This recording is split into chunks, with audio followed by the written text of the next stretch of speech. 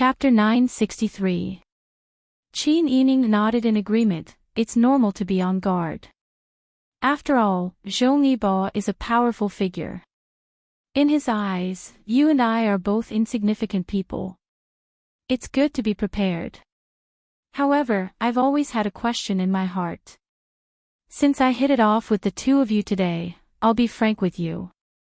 I hope you can help me clear up my confusion. Lu Xiong and Shi Fang both nodded with serious expressions. Boss Zhou, please speak. Qin Yining smiled as he looked at the two of them, saying, just now, the two of you were wondering why Prince Zhongshuan wanted to kill Hall Master Qiao and the other brothers. The two of them felt their hearts skip a beat. It seemed that Qin Yining was trying to be polite before resorting to force. Just now, everything had gone according to their wishes and he had agreed to everything, giving them hope. Yet now, he suddenly asked this question. They thought that he hadn't thought of it yet. Now that they saw his calm and wise appearance, the two of them realized that they had made a grave mistake. They shouldn't have treated this woman as an ordinary woman and deceived her. The two of them thought of this at the same time and were speechless for a moment. Qin Yining smiled bitterly. The two of you don't want to say it. Forget it, I've been wondering about this for a long time. Since we're all members of the Qingtian Alliance, and Prince Zhongshuan is the Alliance Master, why would she let her husband kill Hall Master Qiao and everyone else? After thinking about it for a long time, I realized that perhaps something unexplainable happened that made Prince Zhongshuan want to kill her subordinates. As the Alliance Master, she wouldn't kill all of her subordinates. Therefore, the people she killed must have had different ideals and opinions. Don't you think my guess is correct? Lu Xiong and Shi Fang looked at each other and finally reached a consensus. The two of them stood up at the same time and knelt down in front of Qin Yining. Boss Zhou, we didn't mean to hide it. It's just that someone had deceived you before, so it's hard to talk about it. Qin Yining frowned and asked softly, what is it? Shi Fang and Lu Xiong added with difficulty, actually, there is a reason why we know the whereabouts of this treasure. Back then, when the Alliance Master led us to seize the treasure, when the treasure was being transported, she decided to hand it over to Prince Zhongshuan. The existence of the Qingtian Alliance is for the welfare of the people.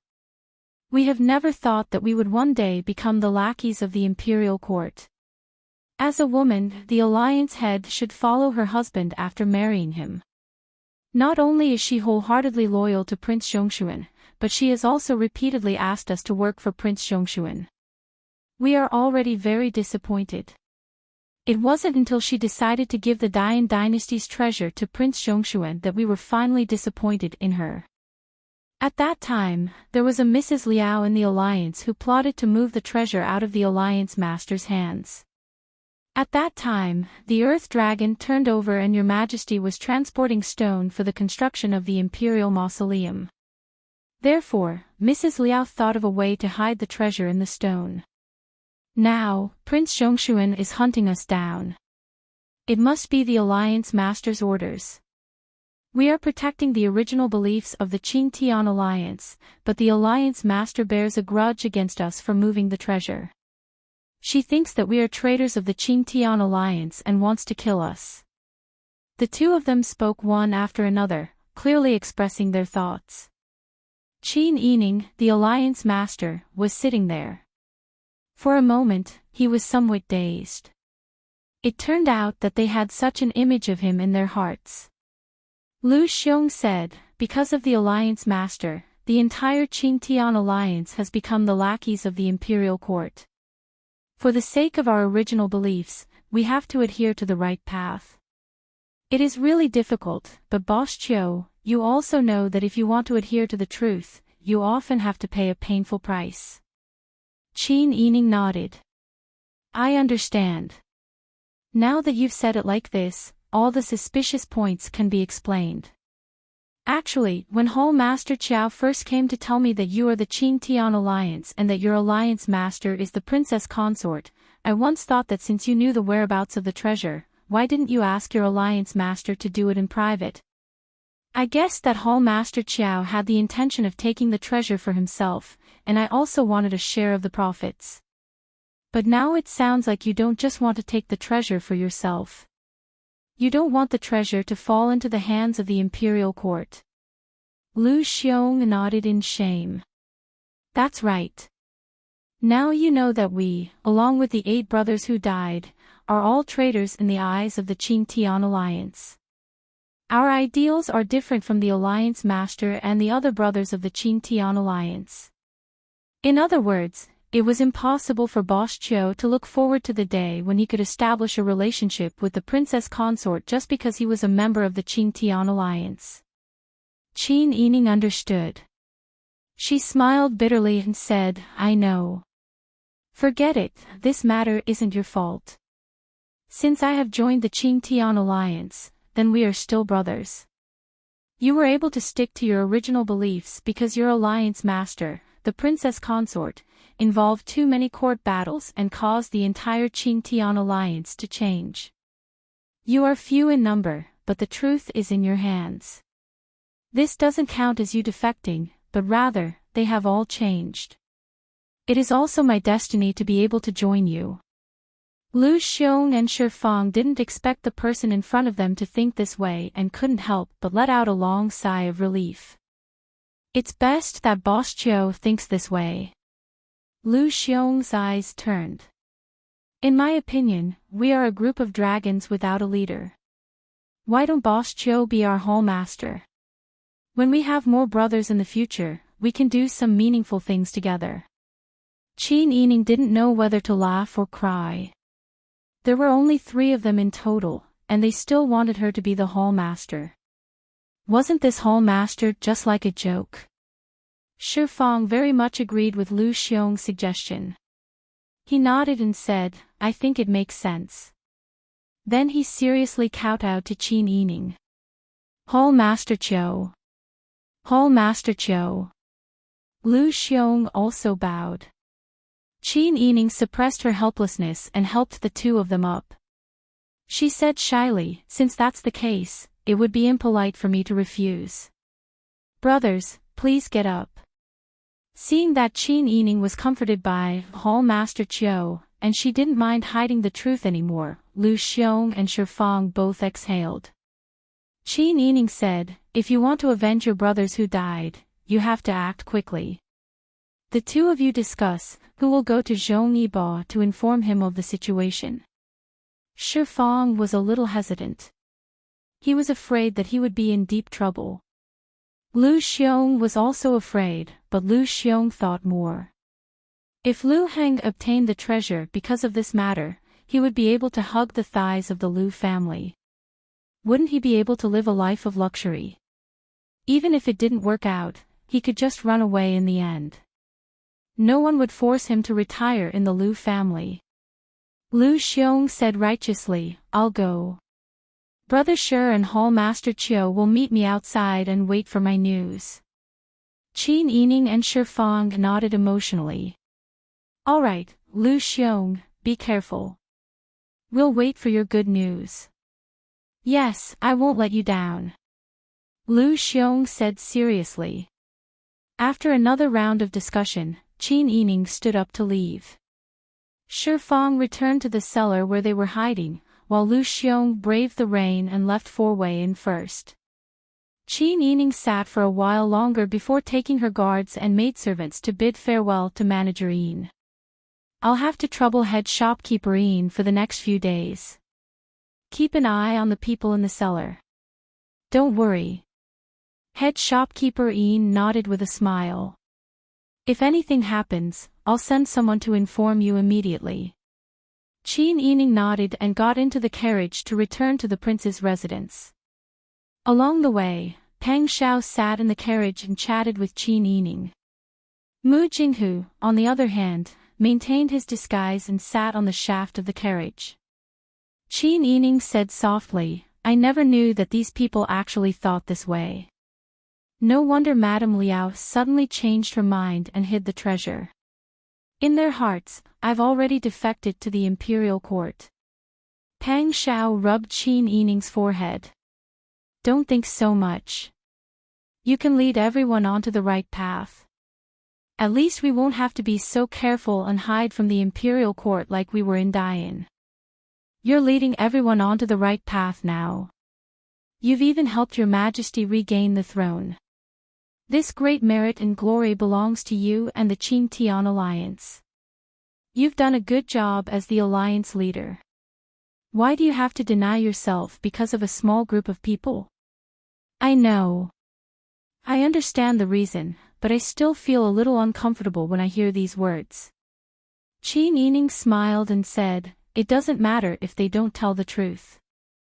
Now, we just have to wait and see Lu Heng's reaction." Pang Xiao also nodded. I think, with Lu Heng's character, whether he believes it or not, he will personally investigate this treasure. As long as he does, he will fall into this pit and never be able to climb out again. Qin Yining said, "Since ancient times, wealth has moved people's hearts. Even the head of the Lu family is no exception."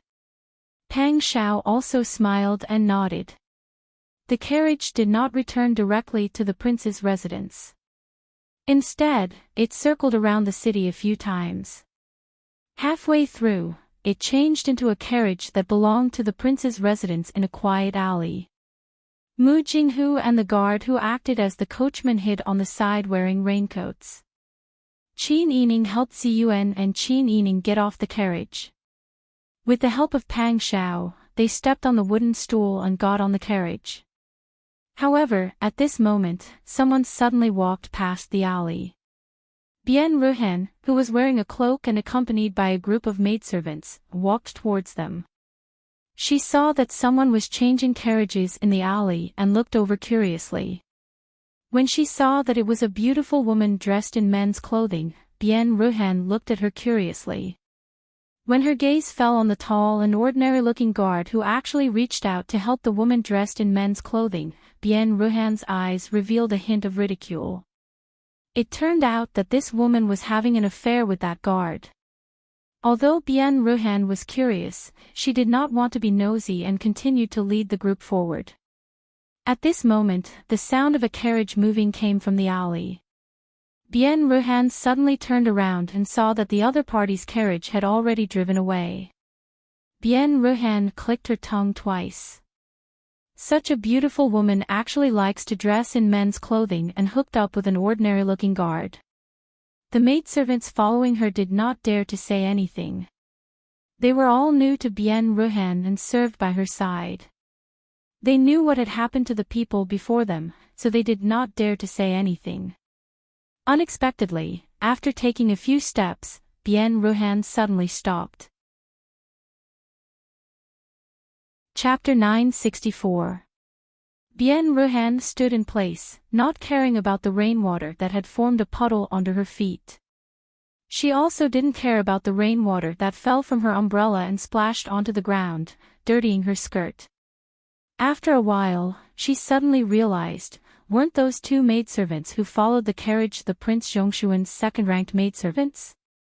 She couldn't have remembered wrongly. Although she couldn't remember the names of the two girls, she remembered their delicate faces. When she first saw those two maidservants, she was still wondering why Qin Yining had such a good life. Even the four maidservants who followed her were all outstanding. In contrast, the people who served her seemed especially mediocre. Now it seemed that the woman who changed the carriage and wore men's clothes was someone from the prince's estate. No. She hadn't heard of any female guests coming to the prince's estate recently. Moreover, that figure was too similar to Qin Yining's. Perhaps it was Qin Yining in disguise. Bian Ruhan's hair stood on end when she saw Qin Yining's intimacy with the ordinary-looking guard. Qin Yining came out to have an affair. That's why she deliberately disguised herself. Bian Ruhan immediately became excited. Even her hands and feet that were wet and cold from the rain suddenly warmed up. She pretends to be a proper woman, but in fact, she's actually doing such a thing. How laughable. Bian Ruhan abruptly turned around and was met with the wooden faces of the maids and women who had accompanied her. Bian Ruhan instantly lost interest. Get out of the way. Pushing them aside one by one, Bien Ruhan turned the corner and got into her carriage. She urged, quickly catch up to that carriage. If you can't catch up, I'll drive you all out. The maidservants didn't dare to refute and nodded. The driver didn't dare to give a false response and hurriedly went in the direction of Qin Yining's carriage. Bien Ruhan didn't care how bumpy her carriage was because of the acceleration. Many of her hairpins fell out of her hair bun. Quick, quick! Chase after him. If you lose him, I'll kill you. Bien Ruhan slammed the wooden walls of the carriage. The coachman was so scared that his body trembled. He didn't dare to be careless at all. He waved his whip and drove the carriage so fast that the maids and old women following the carriage were out of breath. Their raincoats were scattered, and they didn't care about being soaked by the rain. Soon, Bien Ruhan's carriage turned a corner. It was raining heavily, and there were no pedestrians on the streets.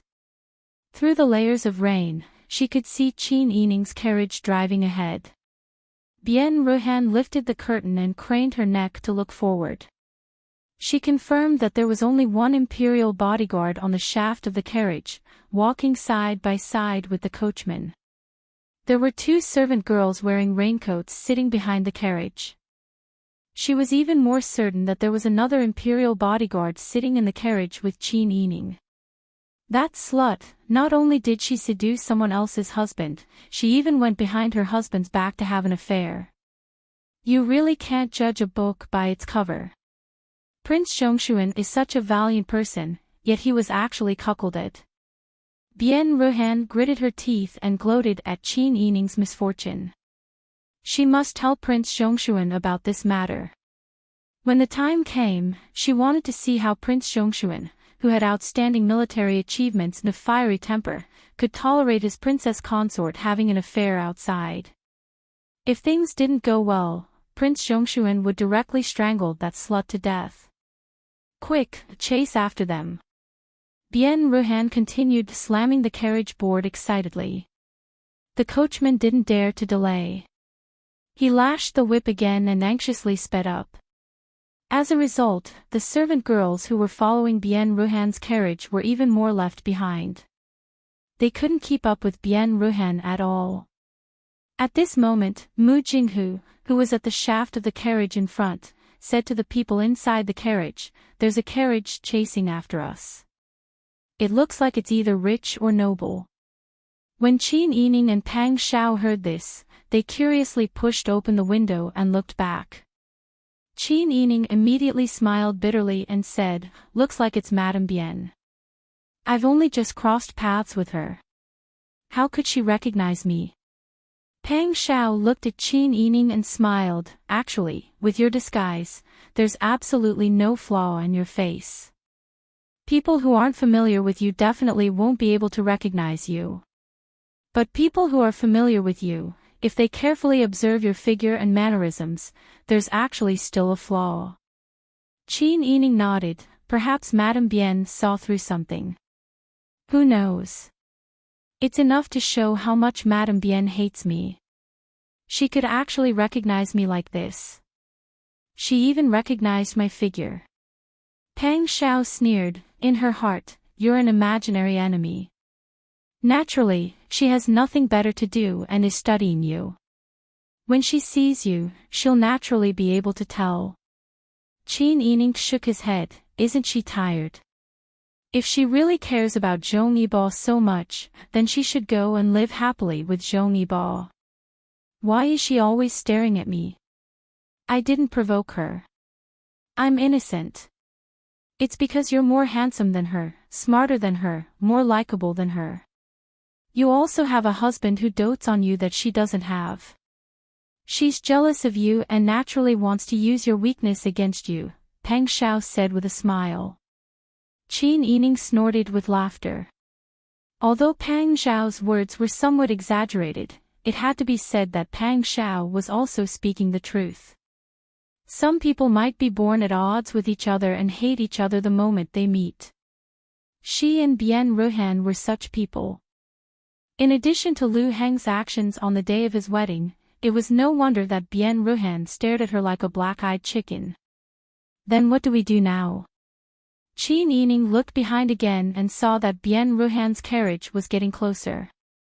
Pang Xiao lowered her head to look at herself, then looked at Qin Yining.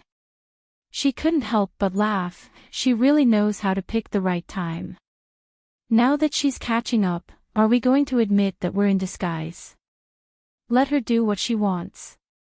That's true. Qin Yining touched her face, then looked at Pang Xiao's unfamiliar and ordinary face and couldn't help but laugh. While the two of them were laughing and chatting, Bien Ruhan's carriage had already sped up. Overtake them and stop the carriage in front. Bien Ruhan didn't care how far behind the maidservants were. He only cared about urging the carriage driver to speed up. The carriage driver had no choice but to keep pushing the carriage. It was a rainy day and the commoners didn't go out if they could, so the streets were very spacious. Otherwise, if the carriage crashed into someone, it would be fatal. Bien Ruhan's carriage galloped all the way. The horse's rear end was scratched a few times by the rains. Finally, it overtook Qin Yining's carriage. Bien Ruhan yelled, "Stop them! Stop them!" The carriage driver felt bitter. He had no choice but to use his best skills to stop the carriage and block the carriage in the middle of the road, blocking the carriage behind them. Bien Ruhan's head hit the wall of the carriage and she almost fainted from the impact. However, she couldn't care less at this moment. Qin Yining's carriage had already slowed down when the other party tried to stop it. Bien Ruhan didn't care if his head hurt. He pushed the carriage driver away and jumped down. He walked in front of Qin Yining's carriage in a few steps and sneered, "Qin, I saw everything you did."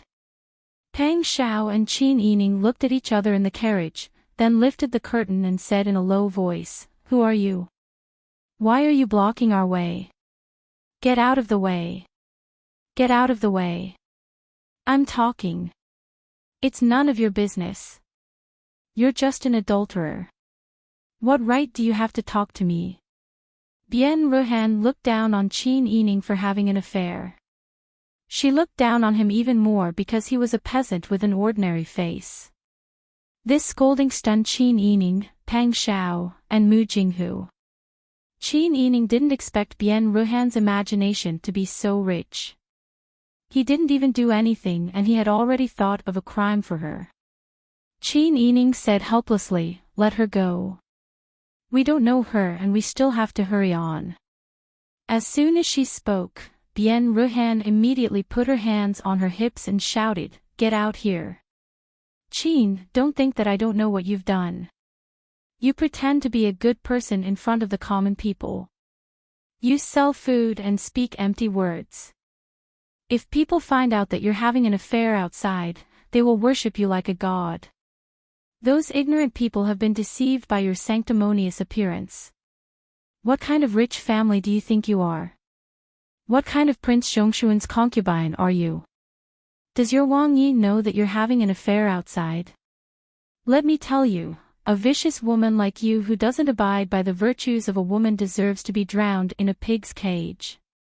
I'm going to tell your Wang Yi about this right now. I'll see how you'll end up." Bien Ruhan's voice was very sharp. Even in the drizzle, it could be heard for a long distance on the quiet street. Qin Yining frowned at her shouting. He looked at Mu Jinghu with a sullen face and said, "Young Master Mu, please catch her and gag her." Mu Jinghu didn't want to listen to her anymore. He immediately went forward and tied her arms behind her back effortlessly. Bien Ruhan screamed in pain. Just as she was about to curse, her mouth was gagged by a piece of rag. Pang Xiao asked Qin Yining, "What do you plan to do after you catch her?" Qin Yining rubbed his forehead. "I can't just let her talk nonsense outside and slander me." But it was really difficult to decide how to deal with her after she was caught. She also couldn't just kill Bien Ruhan like this. Mu Jinghu carried Bien Ruhan over like a chicken. Bien Ruhan was shocked and angry. She struggled and whimpered. Bien Ruhan's coachman and servants had already hidden away when they saw that the situation wasn't right. Mu Jinghu asked, "How do we deal with her?" Qin Yining had a headache and said angrily, "Bring her along first. We'll discuss how to deal with her later. Let's see if it's better to tie her to a big rock and throw her into the river or throw her to the back of the mountain to feed the wolves." When Bien Ruhan heard this, she was scared out of her wits. She whimpered and whimpered non-stop. Tears and snot flowed down her face. When Pang Shao heard the pig-like cries coming from behind him, he laughed and said, "That's good. If it doesn't work, we can sell her to a human trafficker. She might be able to make a lot of money with her tender skin." Chapter 965. Pang Shao turned back to look at the back of the horse carriage. Bien Ruhan seemed to have heard Qin Yining's voice and became even more agitated. Her screams, which sounded like a pig being slaughtered, were both irritating and amusing. Pang Shao and Qin Yining exchanged glances. Qin Yining was so annoyed by Bien Ruhan that he was frowning. How did they end up meeting Bien Ruhan? There was something wrong with this woman's brain. She was looking for trouble for no reason. Qin Yining had seen her disguise herself out of the house. What if her whereabouts were leaked and ruined their plan? Moreover, Bien Ruhan was too sensitive. She had already disguised herself to this extent, but she was still discovered. How much did she hate her to be able to recognize her so clearly? Pang Shao saw Qin Yining's frown and couldn't help but put his arm around her shoulders and let her lean on his shoulder. "All right, since this woman doesn't know what's good for her, let's just get rid of her." Qin Yining heard Pang Xiao's serious tone and looked up to see if he was speaking the truth. She had caught Bien Ruhan in the carriage today, but many of Bien Ruhan's attendants and maidservants had escaped. If she really did anything to Bien Ruhan, wouldn't she be causing trouble for herself? No matter how much Lu Heng disliked Bien Ruhan, he still wanted to save his face. Therefore, Qin Yining concluded that Pang Shao was cooperating with her to scare Bien Ruhan. Qin Yining whispered a few words into Pang Xiao's ear. Pang Shao burst out laughing. She tapped Qin Yining's nose with her finger and nodded. She lifted the curtain and whispered to the people outside that the horse carriage should not return to the prince's residence immediately. They should first go to the local temple in the outskirts of the city. The coachman and Mu Jinghu naturally agreed. The carriages headed towards the land temple in the outskirts of the city. In the carriage behind them, Bien Ruhan's hands were tied and his mouth was stuffed with a rag. He could only sob and weep. Han Shao, Zi Yuan, and the other two guards carefully watched over her. No matter how she groaned, they didn't have the slightest intention to let her go. Bien Ruhan could vaguely hear the words, "Kill her," and "chop off her head," coming from the car in front of him. He was so regretful that his intestines turned green. She shouldn't have been so impulsive. She should have carefully observed the timing and route of Qin Yining's visit so that Prince Zhongshuan could see it with his own eyes. How could she have rushed forward in a moment of hot-headedness? Also, what kind of people did Lu Heng arrange for her to be by her side? At the critical moment, they could not protect her at all. When she was caught, those people did not react at all. They had no intention of saving her at all. If those people went back and told Lu Heng, and Lu Heng sent people to save her life, they would probably only find a corpse. Bien Ruhan hated Qin Yining to the core. Today, she caught Qin Yining in disguise. How could Qin Yining let her live? Bien Ruhan thought. Bien Ruhan thought Qin Yining would let her live. Didn't he hear that Qin Yining and the adulterer had already begun to openly conspire to kill her?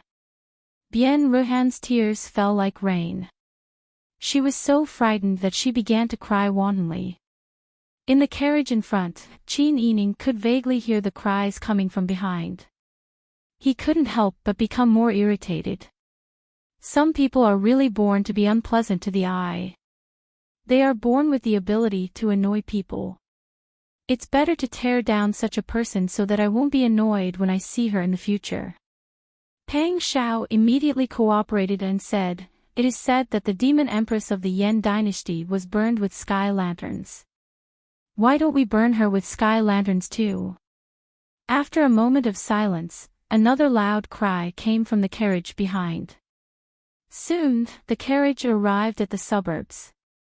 Originally, it was rainy and quiet enough to make Bien Ruhan tremble. Now, the emptiness in the suburbs, which was different from the emptiness in the city, made her tremble even more. The surroundings were very quiet, and the sound of the rain covered the sound of the insects. The carriage slowly stopped. Pang Xiao whispered a few words and then entered the Earth Temple with Qin Yining. Han Xiao and Ziyuan followed Qin Yining. Mu Jinghu went to the back of the carriage and picked up Bien Ruhan, who was already trembling all over, and threw her directly to the back corner of the Earth Temple. The interior of the Earth Temple was very dilapidated. Wind leaked everywhere, and many mottled marks had already fallen off the earth walls. Some of the yellow soil had peeled off, and even the structure of the wall was exposed. It was as if a kick could directly make a hole in the wall. In fact, as soon as they entered the Earth Temple, gusts of cold wind blew over. This was because there were many holes in the surroundings.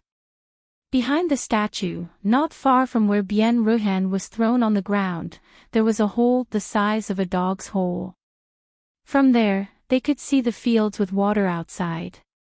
Bien Ruhan was shivering from the gusts of wind, but she pricked up her ears in fear, trying to hear the words of the people in front of her clearly. She heard Qin Yining's voice, which could be recognized even if it was strangled, say, "It's really annoying. How can we meet such bad luck when we come out for a tryst? We might as well kill her as soon as we arrive, take away all her belongings, and throw her in the wilderness. This way, anyone who sees her will know that she was robbed." Pang Xiao said, "That's good, but won't our hands be stained with blood? Why don't we just tie her up more tightly and throw her in a low-lying area? The rain has been so heavy recently. Slowly, the rainwater will accumulate, and it will be enough to drown her. I don't think she's a good person. She likes to stare at you when she has nothing to do. Why don't we just get rid of her and help you vent your anger?" Qin Yining repeatedly applauded, "That's not bad. Since we're going to throw her in a low-lying area and drown her, why don't I deal with her first? That woman only stares at me all day long. Why does she compare herself with me? Why does she always go against me? I've been sick of her for a long time. Now that she's in my hands, if I don't carve a few words on her face, wouldn't it be a big loss? What words do you plan to carve?" Pang Xiao saw that Qin Yining was craning his neck to look behind him as he spoke. She found him adorable, and her voice became gentle. Qin Yining said, "Let's first write her name on her forehead, then carve the word on her face. What do you think?" "That's fine too. Why don't I do it now? My hands are itching after hearing what you said. I haven't carved words on anyone in a long time. But don't worry, I'm very skilled. I won't hurt her to death. Why don't we just kill her by 1,000 cuts?" Bien Ruhan listened from behind the statue. The cold wind blew, and her entire body trembled like a blade of grass destroyed by the cold wind. These people hadn't reached a consensus yet, but they had made it clear that they wanted to kill her. Today, they wouldn't let her live. Bien Ruhan's tears and snot flowed down her face. She struggled without restraint, looking everywhere for a place in Lu County where she could escape. She also wanted to find someone to help her escape. She didn't know what little silver she had left, and whether it would be enough for her to survive. Suddenly, another gust of cold wind blew. The Earth Temple was leaking air everywhere. The cold wind mixed with the damp rain behind Bien Ruhan. It was so cold that her entire body shivered. At this time, it was useless to count on the people that Lu Heng had arranged. Those people couldn't possibly rush over as fast as they could. The only thing she could do now was to save herself. The sound of knives being sharpened came from the front of the temple. She didn't know what those people were talking about. Behind the sound of knives being sharpened, a few of them were actually in the mood to laugh. Bien Ruhan's tears flowed even more fiercely. One had to know that she had never suffered like this since she was young. Now, she was like a lamb waiting to be slaughtered, waiting for this group of vulgar people to judge her life and death. If one could live, who would want to die? Bien Ruhan began to move in the direction of the cave entrance. At this time, she started to feel grateful for Qin Yining's carelessness. If it had been someone else watching her today, she might not even have had the chance to escape. But in addition to the sound of knives being sharpened, there was also the sound of laughter from the people in front of her. This caused Bien Ruhan to feel quite a bit of fear. Qin Yining was actually this kind of person. Not only did he disguise himself to steal someone's life, but he also didn't care about other people's lives. It was as easy as killing a chicken for him to kill her. Bien Ruhan didn't care whether she was in a sorry state or not. She tried her best not to make a sound as she crawled into the cave entrance.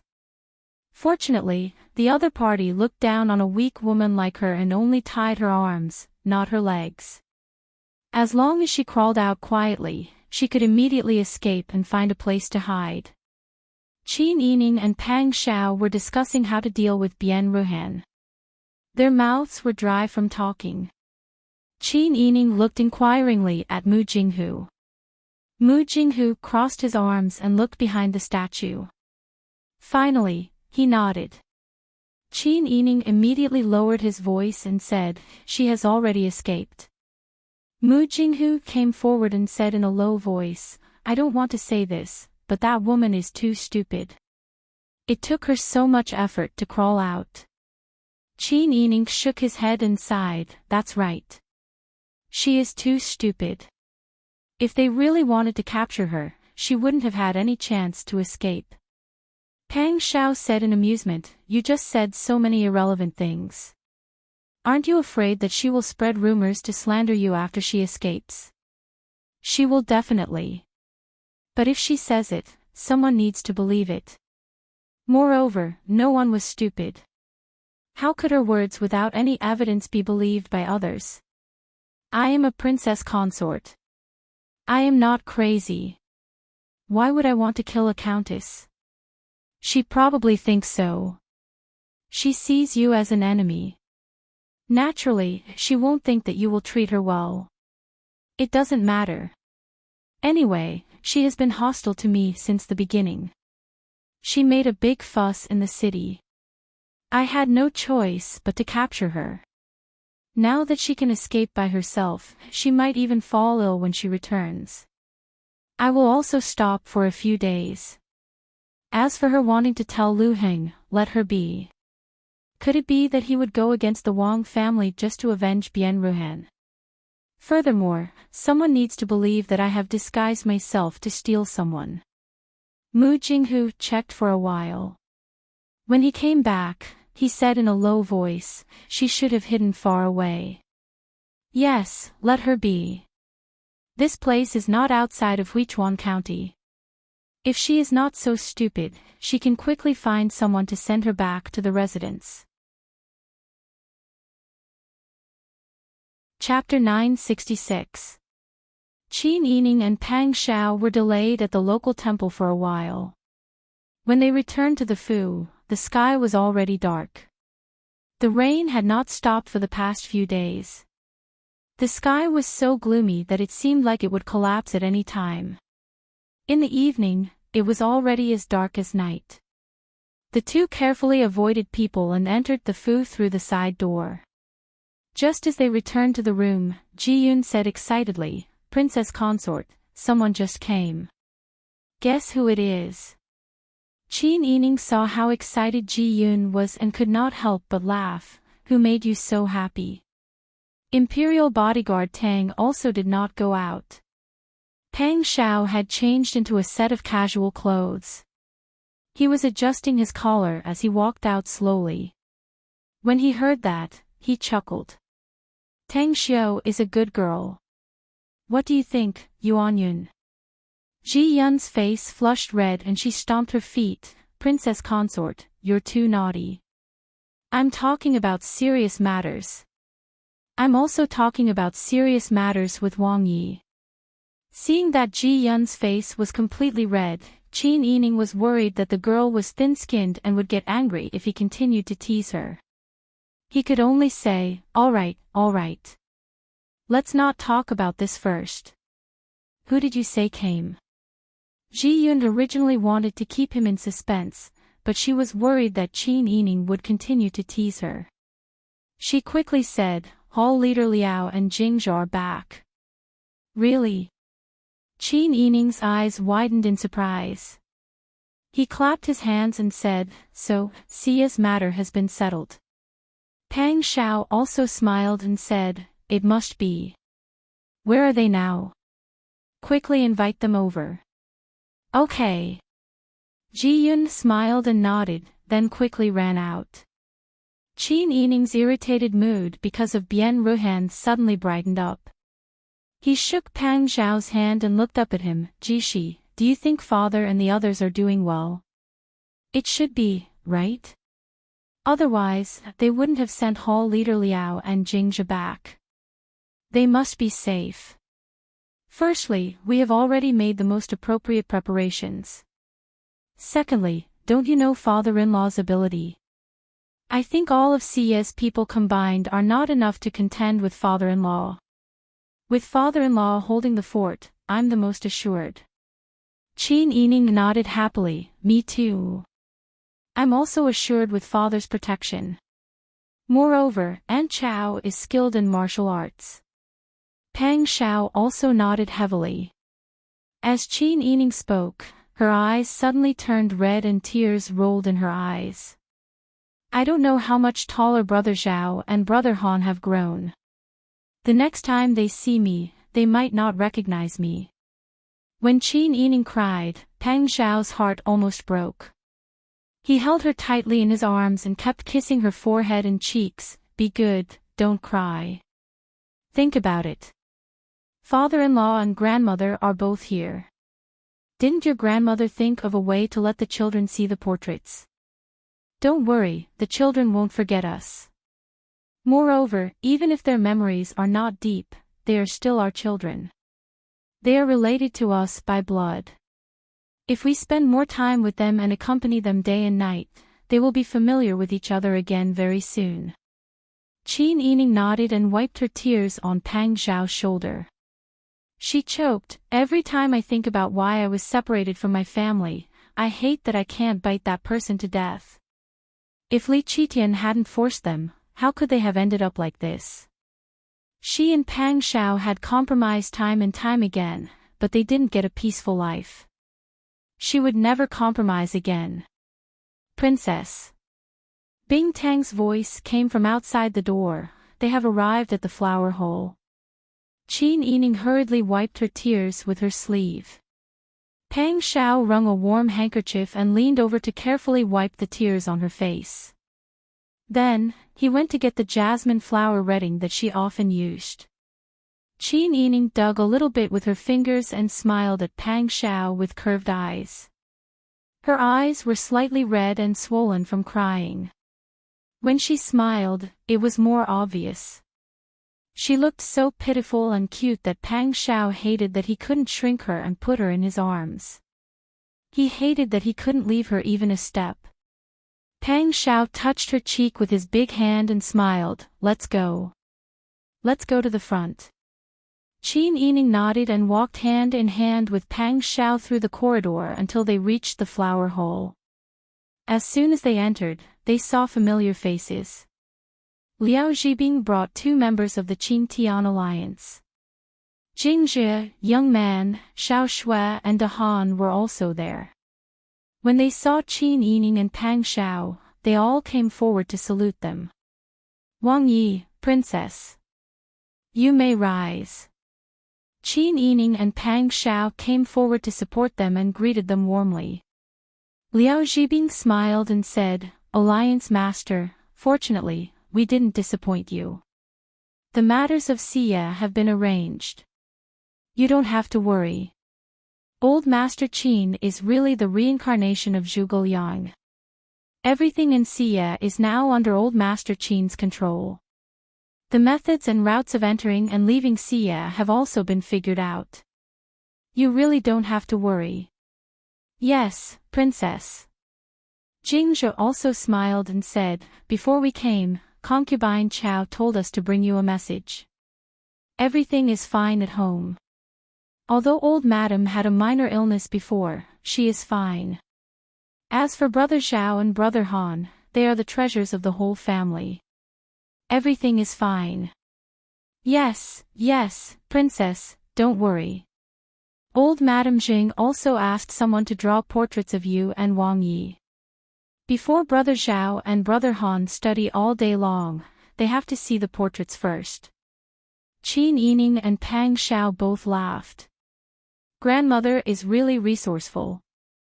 Yes, even Old Master Qin praised Old Madam Zheng for her thoughtfulness. Young man said, Princess and Wang Yi didn't see it. Xia is now in good order. Our family members went there and integrated into the environment very quickly. Even Brother Zhao and Brother Han, when ordinary people hear that they are the children of the goddess and the king, they are very respectful. Even when Old Madam takes them to walk on the street, ordinary people have to stop and salute when they see them. Qin Yining was amused. The people of Xia worshipped the goddess. In the beginning, she was forced to be labeled as the goddess. Unexpectedly, she could use the identity of the goddess to protect her family. Wasn't this God's favor to her? Qin Yining nodded repeatedly. That's good. Everything is going well. Is there anything you need to do this time? Jingzhe smiled and said, It was Concubine Chao who told us to come out and protect you. Old Master Qin and Old Madam also think that it is very good. They said that you and Wang Yi will be in more danger outside. With us around, you don't have to hold back when you use people and can be trusted. Liao Zhibing also smiled and said, I also think so. Although the leader has Wang Yi's people around him, sometimes there is a shortage of people. With us around, Wang Yi doesn't have to worry about the princess's safety. He can do his own things freely. When the princess has something to do, she doesn't have to worry about not being able to find someone she can trust. Qin Yining smiled. Concubine Chao is so considerate. If Xia is no longer in danger, you can come to my side. Naturally, it will be like adding wings to a tiger. Pang Xiao also said, This is also good. You also know your princess's personality. When she encounters something, she would rather take the risk and succeed.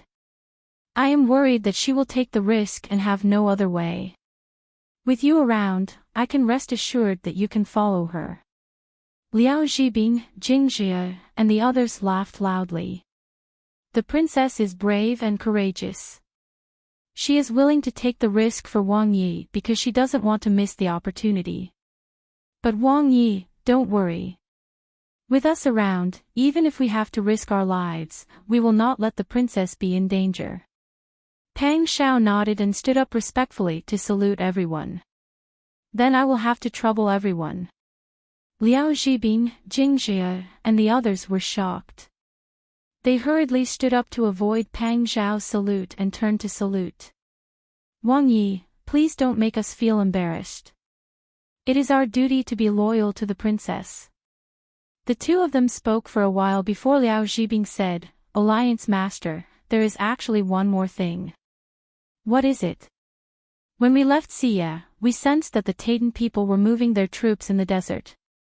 Because the enemy's defense was too tight and there were many dangers in the desert, we were not able to investigate in detail what the Taitan wanted to do. But looking at them, it seemed like they were about to fight a hard battle.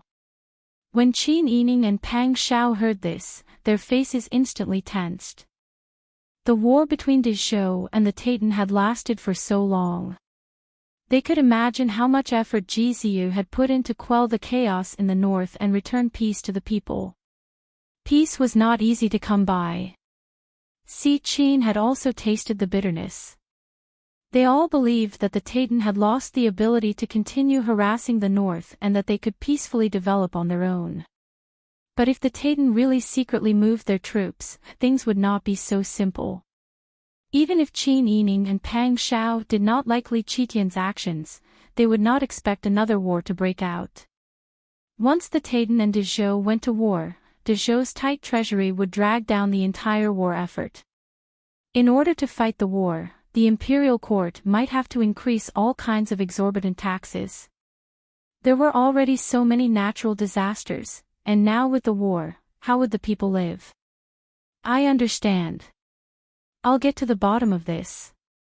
Pang Xiao said seriously, thank you for your information.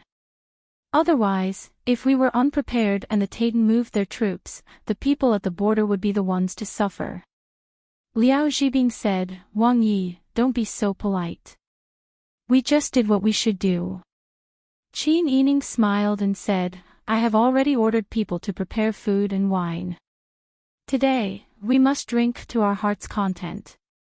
Liao Zhibing, Jingjie, and the others naturally agreed.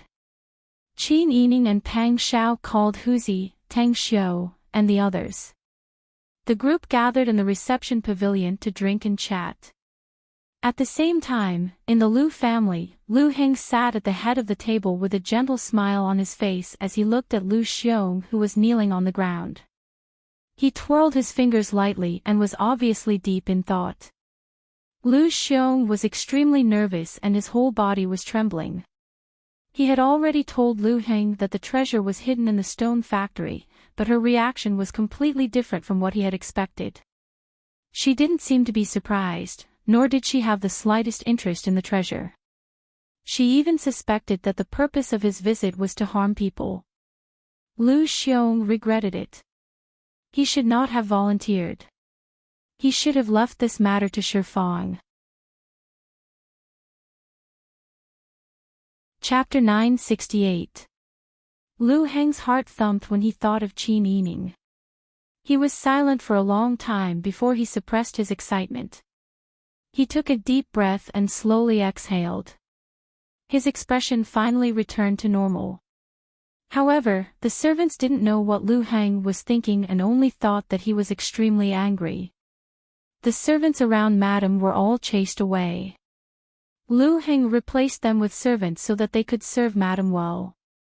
Now, the servants were all missing, everyone lowered their heads and waited for Lu Heng's anger. Thinking of what happened to those people, everyone was terrified. They felt that they might not be able to survive today. Where did you find the carriage? Do you know why Madame ordered people to chase after the carriage? The maidservants looked at each other. One of them was smart and eloquent, and said, replying to Earl, it's in an alley at the corner of South Main Street. Madame just came out of the rouge shop with my servants. As for why she chased after the carriage, I think Madame knows that person. Knows? Lu Heng was surprised. Yes. Madame said that the person looked familiar to the servant girls in the carriage. She seemed to know who the person was and hurriedly shook us off and ordered the carriage driver to chase after the carriage. Lu Heng lowered his eyes. He was more and more suspicious that the other party was Qin Yining. Although he didn't have proof, he always had that kind of intuition. However, Lu Heng knew that some things couldn't be completely guessed. He thought about it again. Who else in Huichuan County matched this characteristic? Who was beautiful and dressed in men's clothes? Lu Heng quickly thought of the legendary owner of Sidong shop, Boss Zhou. But when did Bian Ruhan know Boss Zhou? In Huichuan County, Lu Heng couldn't think of a second person who could make Bian Ruhan care so much about a very beautiful woman. Boss Zhou indeed matched this characteristic, but no one could be sure if Boss Zhou was in Huichuan County now. He vaguely felt that it was more likely that it was Qin Yining. Lu Heng rubbed his forehead and ordered, Wenru. Lu Heng. Send people out to look for her. She pointed at the kneeling servant girls and women and said, you guys go with them. If you know the approximate location of the missing person, you can search around there. Yes. Lu Wenru accepted the order and called the kneeling maids and grannies to leave. You've done your best. If you can find Madam, then you'll have atoned for your mistakes. Otherwise, we will do our best. The maids and older female servants didn't dare to be negligent. It was a matter of life and death. No one cared about the color of the sky or the weather. Thus, the Lu family members began to search for him with all their might. Qin Yining and Pang Xiao also received the news. So you haven't found him yet? Yes, Your Highness. Jingzhi said, I think Madame Lu hasn't come back yet. Qin Yining turned to look at Pang Xiao and sighed helplessly, I should have ordered people to secretly follow her. She's really too annoying. I was too angry and didn't care so much. Pang Xiao raised his eyebrows. If it were up to me, I would have just killed her and done with it. Otherwise, she would always come looking for trouble. She might even spread rumors to slander your reputation. Yet, you're concerned about her. Qin Yining shook his head, she doesn't deserve to die. Moreover, she married Lu Boy after your majesty became iced. If something really happened, I'm afraid we'll be implicated. Pang Xiao sighed silently, some people have this kind of ability. They might leak secrets when they're alive, but they'll still bring trouble when they're dead. They're really annoying. Qin Yining couldn't help but laugh when he heard Pang Xiao describe Bian Ruhan like this. He wasn't someone who liked to speak ill of others behind their backs. If he could say something like this, he probably already hated Bian Ruhan to the core. Qin Yining and Pang Xiao ordered people to secretly keep an eye on the Lu family's movements. They couldn't miss the news that Bian Ruhan had returned to the city. If it didn't work out, they could also secretly help. Qin Yining didn't receive the news until after 7 o'clock. We've already seen Madame Zhong Yibo enter the city. Qin Yining and Pang Xiao then ordered Jingzhi and the others who had secretly gone out to return.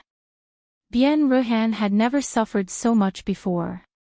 Her entire body was soaked from the rain. When she crawled out from the back of the dilapidated temple, she accidentally fell into a muddy puddle. Her hair was matted from drowning, and her clothes were so dirty that they couldn't be looked at anymore. The most pitiful thing was that her hands were still tied. She used a Herculean effort and scraped the skin off her wrists and arms before she finally managed to break free from the ropes. She had never walked so much before, and her embroidered shoes fell off easily on the muddy ground. As she walked, she even lost her shoes. If she hadn't been lucky enough to meet the coachman who was searching for her, she didn't know when she would be able to return home. Uncle. Madam is back. Lu Wenru whispered in front of the study door. Lu Heng was writing. He wasn't in a hurry. He steadily finished the last stroke before putting down the brush. Where is she? She's already returned to her room. Where did you find her? The previous coachman found her in the outskirts. Madam was in a very sorry state.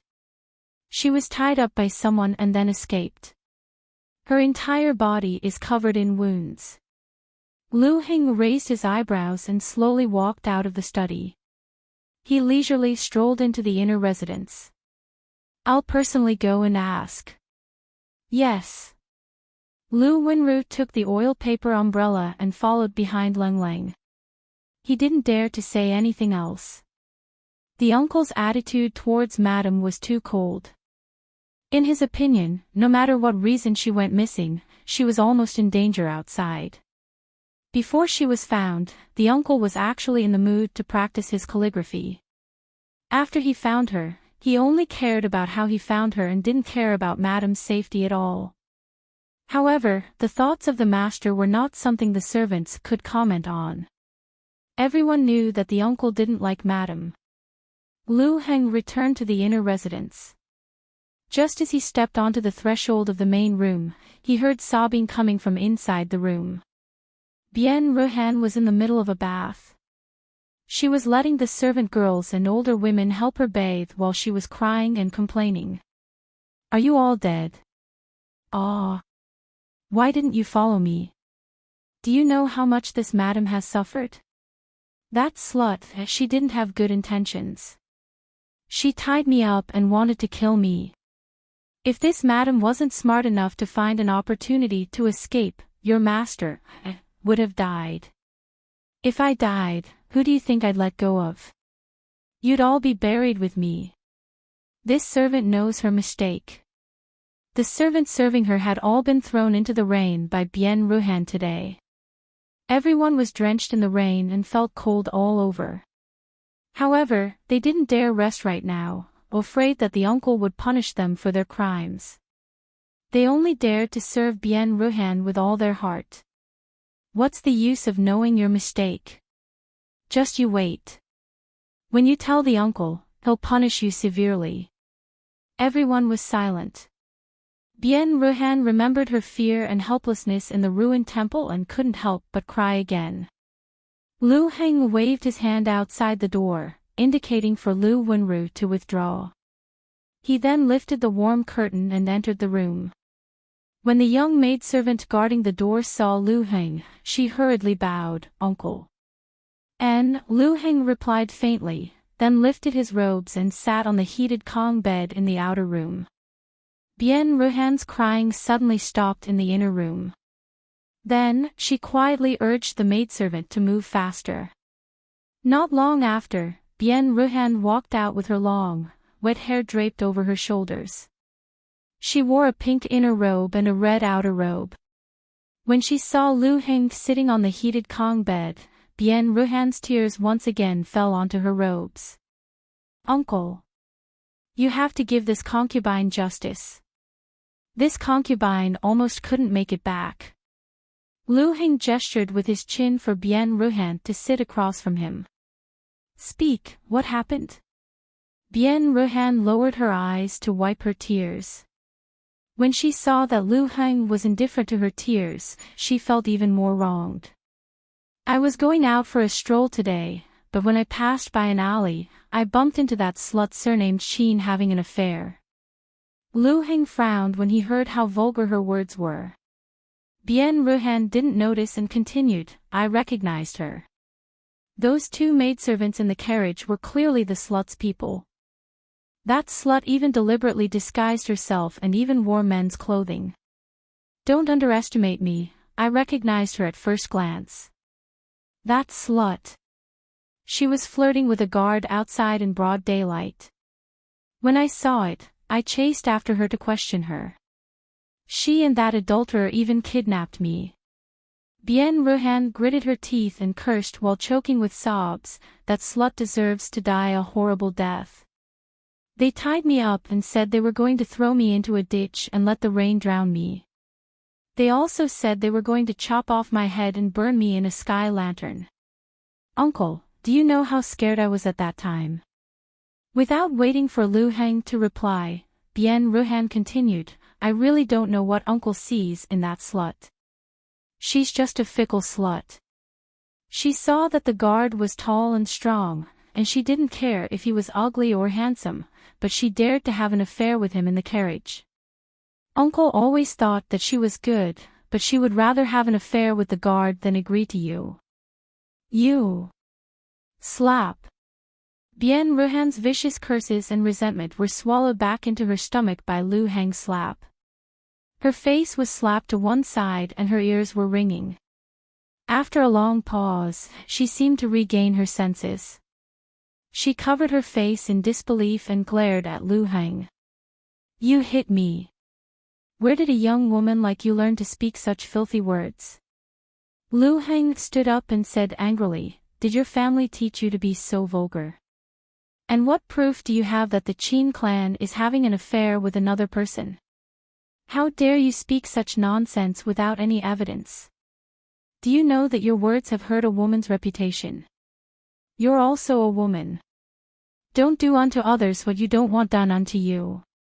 You hit me because of that vicious slut. Bien Ruhan screamed and jumped up to grab Lu Heng's collar. She shook him forcefully. What right do you have to hit me? I was almost killed. You don't care about me, but you care about that slut who tied me up. What kind of bewitching potion did she feed you? Reputation. What reputation does she have? I think she was born to be a pervert. Full of filthy words, vicious thoughts, unfaithful to your family, and causing trouble for no reason. A woman like you really makes one's stomach turn. Lu Heng's expression was cold as he flicked his sleeves and left. Chapter 969. Lu Heng abruptly stopped in his tracks and turned around to look coldly at Bien Ruhan. Whether or not I can obtain her is still unknown. However, if you continue to cause trouble like this, it's true that you will never be able to obtain my heart in your lifetime. You're always criticizing others, but why don't you take a look at yourself? How are you any better than those shrews on the streets who stand on the side of the street and curse people? Bien Ruhan's face turned red from Lu Heng's furious words. In her husband's heart, she was a shrew who cursed people on the streets. It seemed that no matter what she did, she couldn't enter Lu Heng's eyes. Even if that bitch with the surname Qin went out to have an affair, in Lu Heng's eyes, she was still as pure as ice and as pure as jade. Bien Ruhan's tears flowed uncontrollably. She gritted her teeth and said, I can see that you just don't like me. You don't like anything I do or say. If that's the case, why did you ask to marry me in the first place? Lu Heng furrowed her brows and said angrily, if I knew that you were like this, I would have discussed with His Majesty to reject this marriage even if His Majesty had decreed the marriage, let alone His Majesty being an Iceman. You don't know etiquette and pester endlessly. Instead of living a peaceful life, you only know how to stir up trouble. How different are you from the gentle trap and well-mannered young lady that Your Majesty knows? Or is the gentle trap of the Bien family like you? You. I only cursed that bitch a few times. Do you have to criticize me like this? I'll say it again. Lu Heng suddenly walked closer and grabbed Bien Ruhan's chin, forcing her to look up at him. She wouldn't do what you said. If she had the heart, many handsome men would be her subjects. Why would she seduce some unknown guard? The person you saw couldn't be her. It's her. I can't be wrong. Although she disguised herself, I could tell at a glance that it was her. You've really lost your mind. Lu Heng spat and let go of her hand in disgust, as if she had touched something dirty when she was pinching Bien Ruhan's chin. You insist that it's the Qin family when you see a stranger. Then, can I also say that you deliberately went to meet your lover this afternoon and that you were kidnapped? Are you just making excuses? I didn't. How can you accuse me wrongly? If I'm so sure, how are you going to prove it? You can slander other people's reputations just because of your subjective judgment. Could it be that you can believe whatever you believe, but I can't? You. Lu Heng sneered and interrupted Bien Ruhan's next words. If it wasn't for the Qin Yining, he wouldn't have bothered to argue with this ignorant woman for so long. Lu Heng turned around and left.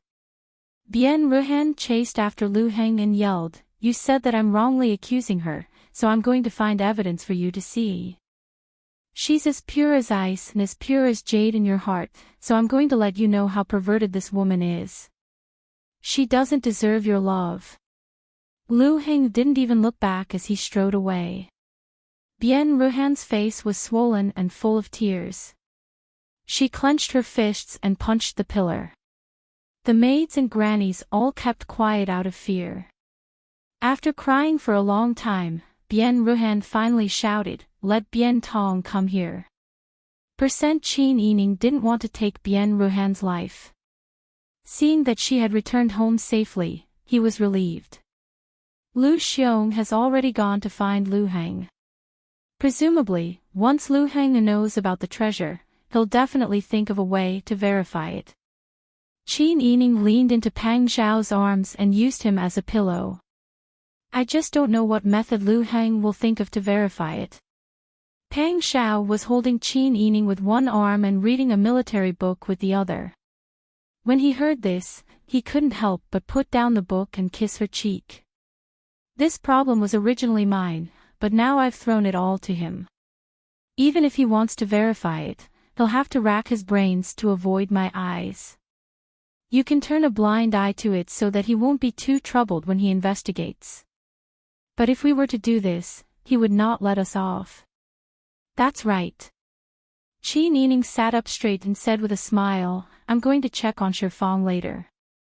Shopkeeper Yin has arranged a place for him to stay and 2 maids to serve him. As the hall master, I have to show my face. Pang Zhao laughed heartily. From the alliance master to the hall master, my sister Yi is truly a talented leader no matter where she goes. If you praise me like this and others hear it and laugh at me, I won't let it go. Qin Yining stood up and called for Bing Tang and Ji Yun to help her change her clothes. She also had Smile informed Xiaoyu in advance that she was going to change her appearance. After changing into men's clothes, Qin Yining said, now that Jingzhe and the others are all here, I'll just take them there. You don't have to make a special trip with them. Shifang is on his own, he can't do anything. Pang Zhao lowered his eyes and thought for a moment, then said, that's fine.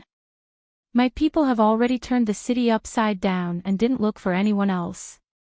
It can be seen that only Shifang and Lu Xiong are left. I don't plan to continue the search, so as not to cause the people to be on edge. You ask Mr. Xia to also disguise Jingzhe and the others. It's better to be careful. Qin Yining said seriously, I know. Jingzhe and the others used to follow Qin Yining around a lot. Although they all had ordinary faces and were easily forgotten, if they met someone who was particularly familiar with Qin Yining, it wouldn't be difficult for them to recognize them. After Xiaoyu disguised Qin Yining, she also put on some makeup for Jingzhe and the others. This time, Qin Yining didn't bring Ziyuan and Smile, only Jingzhe, Xiao Shui, Young Man, and Dahan. However, as soon as they went out and turned out of the alley, Jingzhe leaned close to the carriage and whispered, Wang Fei, someone is following us. Qin Yining was taken aback, where did they start following us? I think it started when we went out. They already saw our carriage coming out of the Wangfu. Qin Yining narrowed his eyes and sneered, it doesn't matter. We'll just walk on the street. Later, send someone to follow them and see where they came from. Yes. Qin Yining originally planned to see Shifang, but now it wasn't convenient for him to go. He could only walk on the quiet and wet streets in the city. Occasionally, he would pass by the rice shops and look at the sad faces of the people lining up to sell food from a distance. He felt a little depressed. At this time, Big Han had already left the team without anyone noticing. Instead, it was following the people who were following Qin Yining. Because Qin Yining had disguised himself and was seen coming out of the Wangfu, Qin Yining didn't show up along the way. After walking around outside for a while, they went back soon. Dahan only returned to the Wangfu after an hour. Wang Fei, that person has some martial arts skills, but I didn't let him find out. I followed him all the way and saw him enter the Lu residence. I originally thought that he was one of Lu Boi's people, but after I followed him in to investigate, I found that he went directly to see Madame Zhong Yibo. As for what they talked about, I couldn't get close and didn't hear it clearly. However, I can see that this person is loyal to Madame Zhong Yibo. Oh. Qin Yining raised his eyebrows. Bien Ruhan didn't want to live a good life and came out to find trouble. Why did he send someone to follow her for no reason? Did she not learn her lesson? Did he want to catch evidence of her adultery with someone else? If the other party was one of Bien Ruhan's people, Qin Yining would be relieved and wouldn't be so worried about exposing what she did in private. Bien Ruhan's mind was full of love affairs. She didn't have the brains for political affairs and didn't have the ability to see the big picture. Jingzhi said, Madame Zhong Yibo arranged for people to follow you. She must be sure of her previous guess and is thinking of ways to catch evidence. Seeing that Jingzhi's guess was the same as hers, Qin Yining was sure that her guess was right. It seems that sparing his life has caused trouble. Qin Yining shook his head.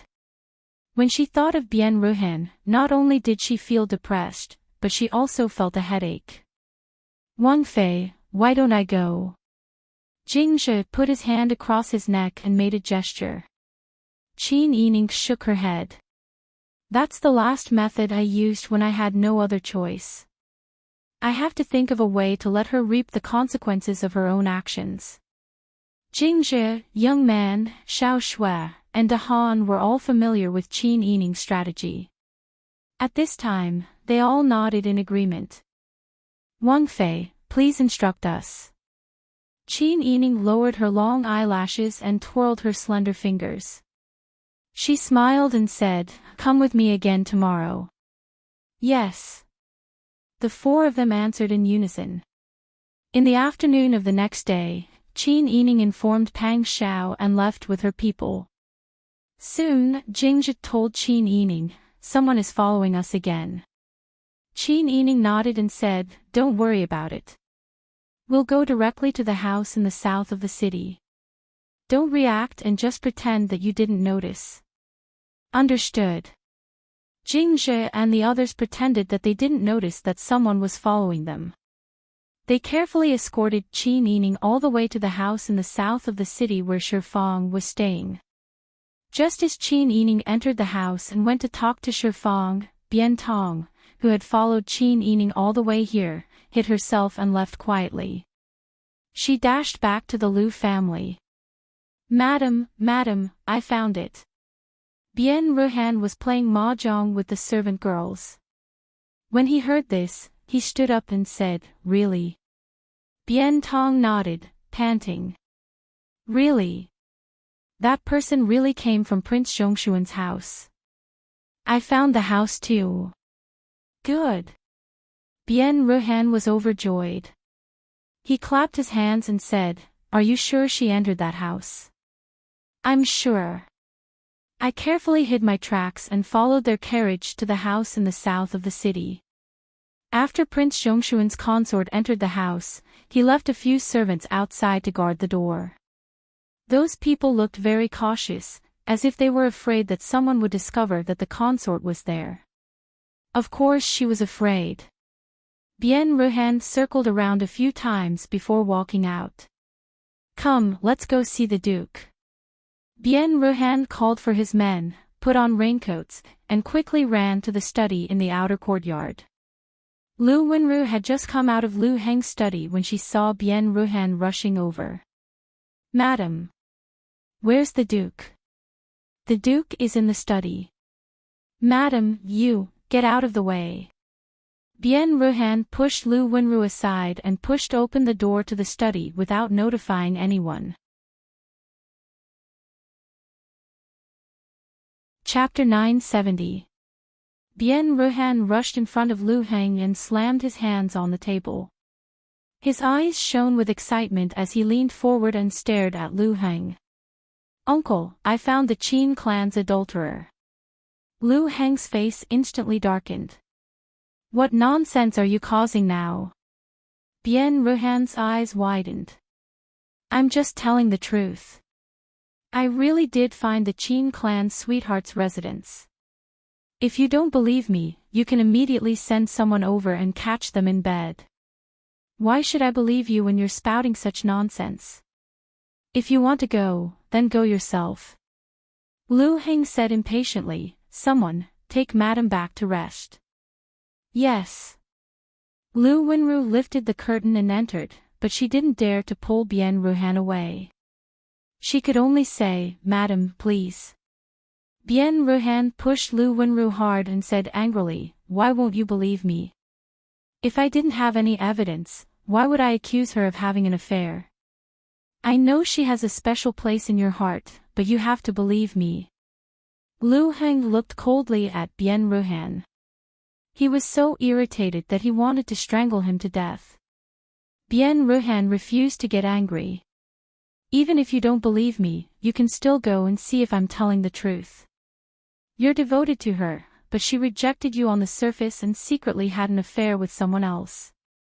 Would you rather be kept in the dark and be deceived by her? Don't be deceived by her sanctimonious appearance.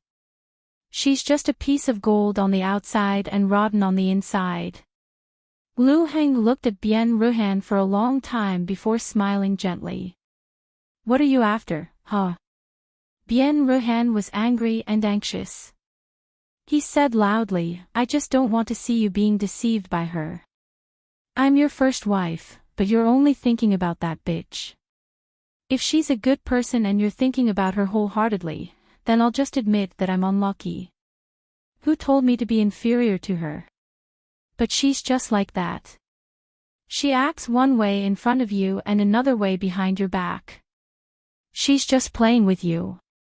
Lu Heng fell into deep thought.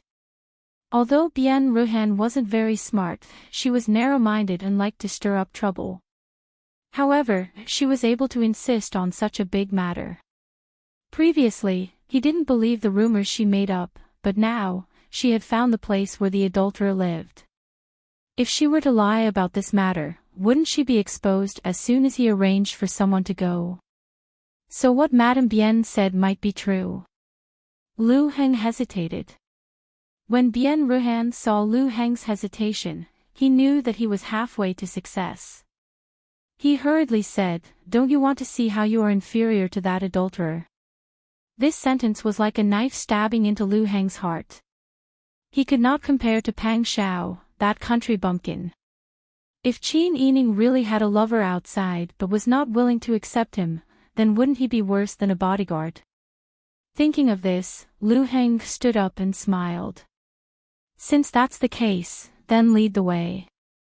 Bien Ruhan's eyes lit up and he excitedly nodded. "Okay." In a courtyard in the southern part of the city, Qin Yining was talking to Shifang.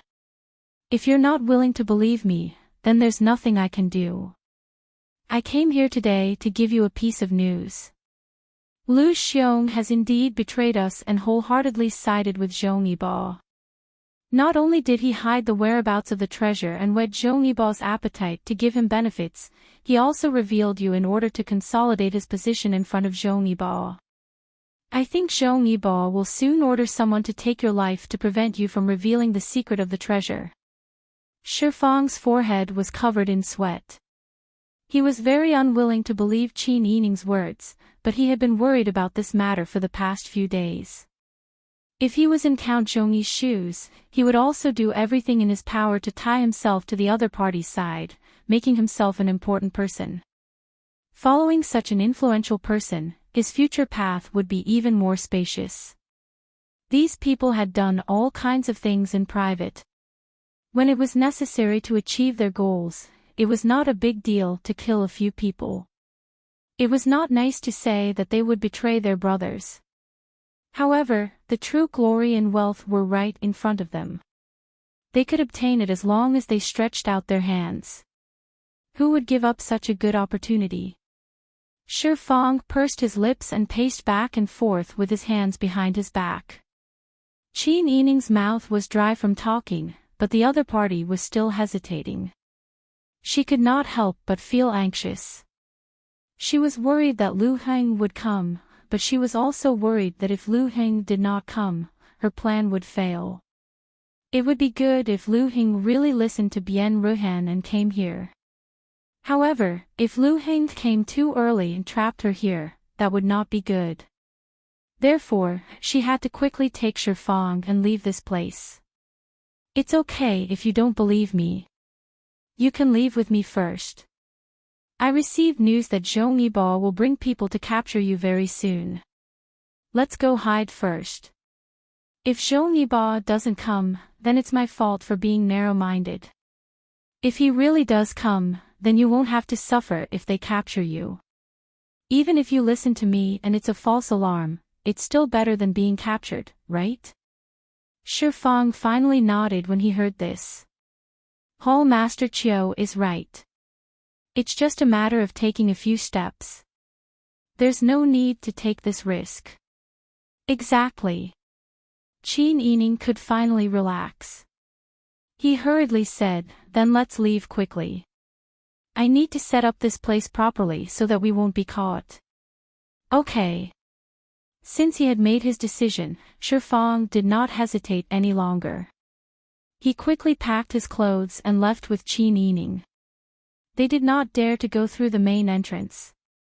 Instead, they went through the back courtyard side door. When they exited, they saw an old woman walking in with two young ladies. Qin Yining explained, it's such a big house. There must be someone living here. I specially found someone to live here. Shifang said in admiration, Hall Master is so thoughtful. If we just left like this, wouldn't it raise suspicions? That's right. The group exited through the back door and turned a corner to leave the alley. They then drove the carriage to a secluded corner to hide. Qin Yining carefully opened the window a crack and looked out. He turned to Shifang and said, let's stay here and watch. If Zhongyiba doesn't come, then my information is wrong. But if he comes, then we can no longer trust Lu Xiong in the future. We also need to be on our guard to prevent Zhongyiba from killing us. Shifang nodded solemnly. The two of them waited for a while before they heard the sound of horse hooves and carriage wheels in the rain. Not long after, they saw two carriages and dozens of burly men braving the rain to come over. These men were all very strong and wore dark blue robes. They wore bamboo hats on their heads and straw raincoats on their shoulders. They all held sticks in their hands. When Shifang saw the other party's posture, he couldn't help but shudder. He lowered his voice and said, if Hall Master hadn't come in time, I'm afraid that I would have been trapped in this house. Thank you, Hall Master, for saving my life. Shifang repeatedly cupped his hands and bowed to Qin Yining. Qin Yining shook his head and said, let's keep watching. Lu Heng got off the carriage and took the oil paper umbrella that Lu Wenru handed to him. When she turned around, Bian Ruhan had already alighted from the carriage with the help of her maidservant. Holding an umbrella, she stepped on a wooden stool and quickly walked in front of Lu Heng. She pointed at the door and said, it's here. Lu Heng's face darkened and he silently raised his chin. Lu Wenru immediately understood and went to knock on the door. Lu Heng said, I'll listen to you this time. If what you said is true, then I'll let it go. But if you're fooling me, then I won't let you go. Bian Ruhan's face turned red with anger. She stomped her feet and put her hands on her hips. She said in a shrill voice, if that bitch isn't here to steal men, I'll take my head off and let you kick it like a ball. Lu Heng didn't like her vulgar appearance, so he didn't say anything. At this time, the sound of someone answering the door came from the courtyard. The side door was opened, and a stooped old man with white hair and a white beard looked at Lu Wenru in confusion. Who are you looking for? Lu Wenru turned around to look at Lu Heng. When she saw Lu Heng nod, she immediately waved her hand without saying a word. The dozens of men holding clubs rushed into the residence like a gust of wind. The old man on the gatehouse was so frightened that he screamed and retreated in a panic. The men rushed into the residence and split up. Some of them even opened the front door. Lu Heng and Bian Ruhan entered the residence through the front door and stood still in the front yard. Not long after, the sound of sobbing could be heard from the residence. The men pushed out an old woman, two young girls, and several servant girls. The old woman was crying loudly, and the two young girls were sobbing in fear. Who are you people? Why are you trespassing on private property? I'm going to tell the authorities. Let me go. The old woman struggled as she was brought in front of Lu Heng. Lu Heng's expression was cold. He looked at the old woman and the two young girls and asked, "Is there anyone else in this residence?" Lu Wenru said, "We've already searched everywhere. Everyone is here." Bien Ruhan's face was deathly pale. He anxiously said, "That's impossible. They must be here. Did you not search to your heart's content? Or is there another place in this residence where someone could be hiding?" The old woman burst into tears. "Who the hell are you people? What's the point of bullying US orphans and widows?" When the old woman cried like this, the two young girls and several servant girls also began to sob. The courtyard was full of women and children crying. Lu Heng bringing dozens of men in was simply the behavior of a bully. Bien Ruhan still didn't give up. He went forward and grabbed the old woman. "Speak. Where is the Prince Xiongxuan's consort hiding? If you confess, I can let you go. If you don't, you'll suffer." I don't know what consort you are. Who are you? Why did you come to my house and spout nonsense?" Bien Ruhan shook the other party's shoulder. "Speak the truth. Where did you hide her?" "Enough." Lu Heng grabbed Bien Ruhan by the collar and pulled him away. He raised his hand and waved. Lu Wenru immediately understood and ordered everyone to leave. He then took out an ingot of silver and stuffed it into the old woman's hands. "We're just investigating a case. If we've disturbed you, please forgive us." Lu Heng had already turned and walked out.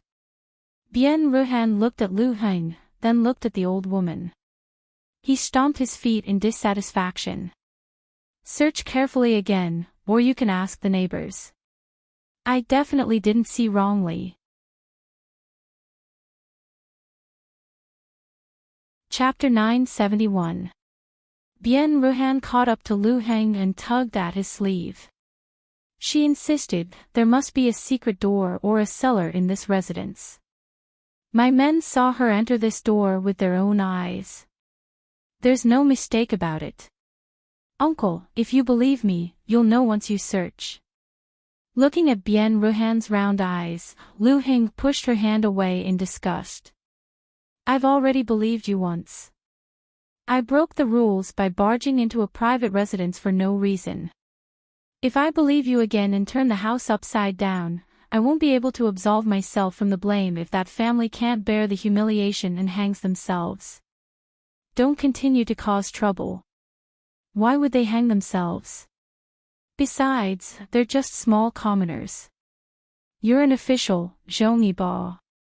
Why can't you?" "Shut up." Lu Heng coldly reprimanded, "If you say such things to ruin my reputation again, I'll lock you up and never let you take a step out of your room." Bien Ruhan clenched her fists. Her shoulders trembled, and the veins on her forehead bulged. She gritted her teeth so hard that they creaked.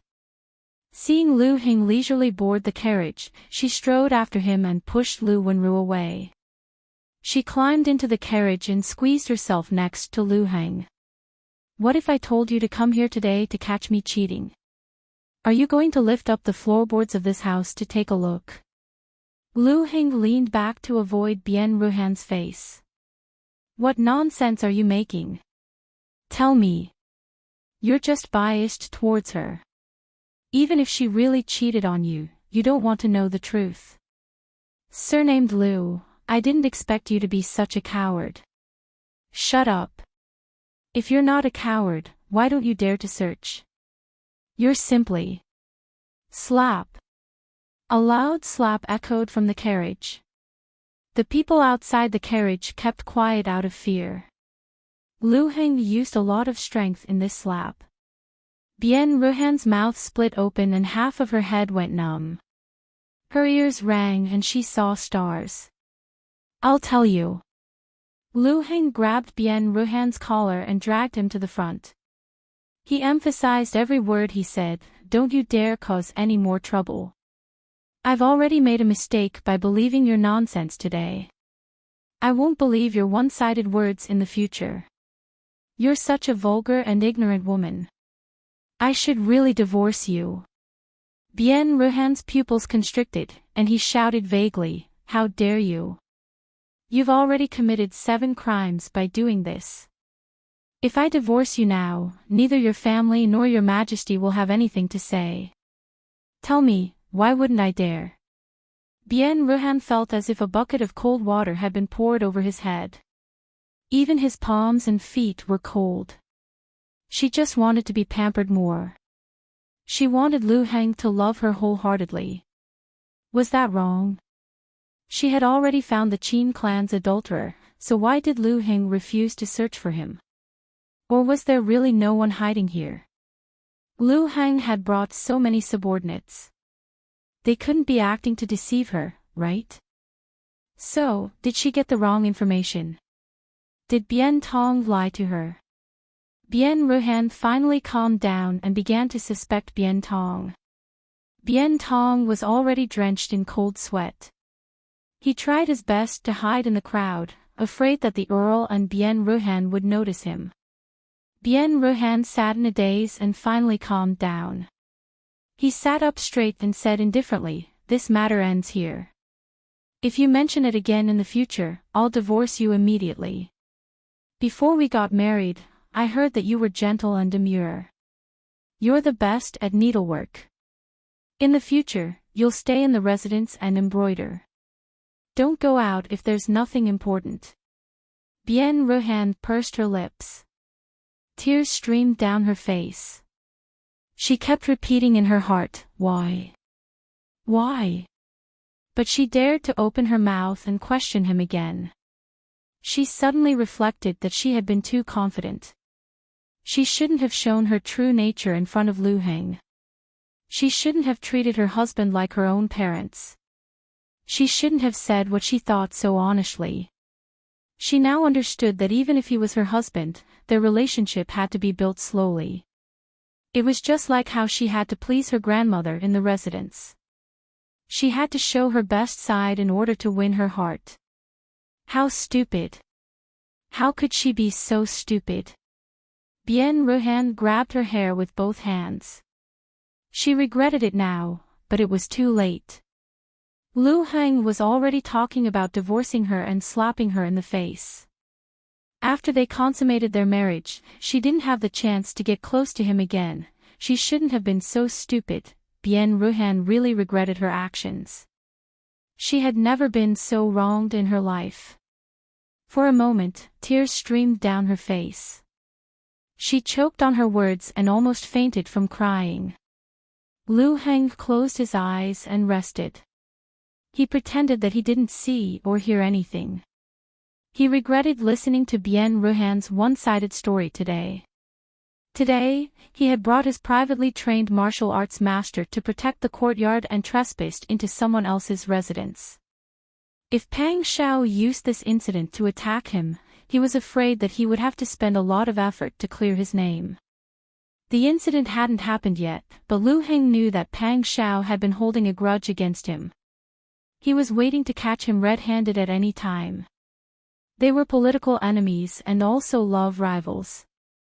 Since Pang Xiao knew that he had feelings for Qin Yining, how could he let him off with his domineering personality? He was already racking his brains to think of how to deal with the aftermath. Towards Bien Ruhan, Lu Heng's disgust had already reached the extreme. Lu Heng's team gradually left the residence and soon disappeared into the rain. In an inconspicuous alley in the corner, Qin Yining slowly rolled up the car window. He patted his chest and let out a long sigh. Shi Fang lowered his voice, as if he was afraid that someone would overhear him. Hall Master, has Zhong Yibo left? Qin Yining nodded with lingering fear. Yes, he has.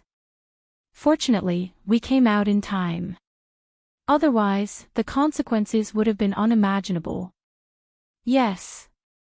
Fortunately, Hall Master Chiu informed me in time. Otherwise, I would have died. Fang knelt down and kowtowed 3 times to Qin Yining. Qin Yining hurriedly helped him up. Don't be so polite. We are all brothers. Fang sat up straight and cursed through gritted teeth.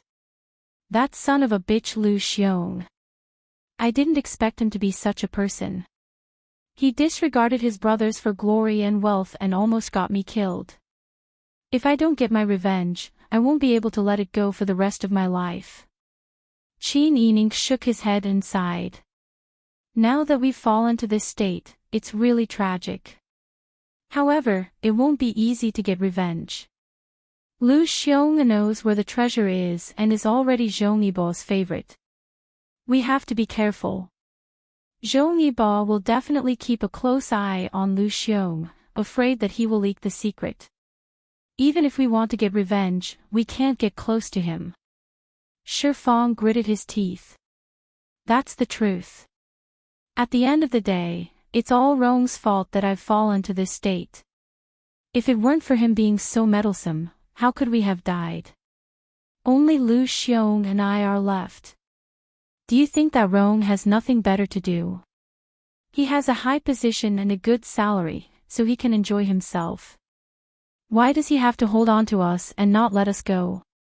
And that Qin bitch, she's not a good person either. If she hadn't betrayed the Qin Tian alliance and sided with the imperial court, how could we have smuggled the treasure? If it weren't for the treasure, that bitch wouldn't hate us so much and wouldn't have asked her man to avenge her. At the end of the day, that wretched couple is in cahoots with each other. They're both lackeys of the imperial court. If I let them off, I won't be able to live in peace for the rest of my life. Fang gritted his teeth and looked at Qin Yining pleadingly. Hall Master Qiu, can you think of a way to arrange for me to enter the prince's residence? Qin Yining narrowed his eyes and concealed the coldness in them. Enter the prince's residence. It's not impossible. The prince's residence must have some sort of purchasing matter. What do you plan to do? Upon hearing that there was a way to enter the prince's residence, Fang's eyes lit up and revealed an ominous glint. He clenched his fists tightly. I want to sneak in and kill that wretched couple. Once I kill them, I'll escape to a faraway place. Since I've already killed the 2 of them in the prince's residence, there won't be anyone to catch me in the first place. I'll be able to escape to a faraway place. Hall Master Qiu, please help me. In the Jianghu, we have to fight for our dignity. Back then, we were chased all over the place by them. How many of our brothers died tragically?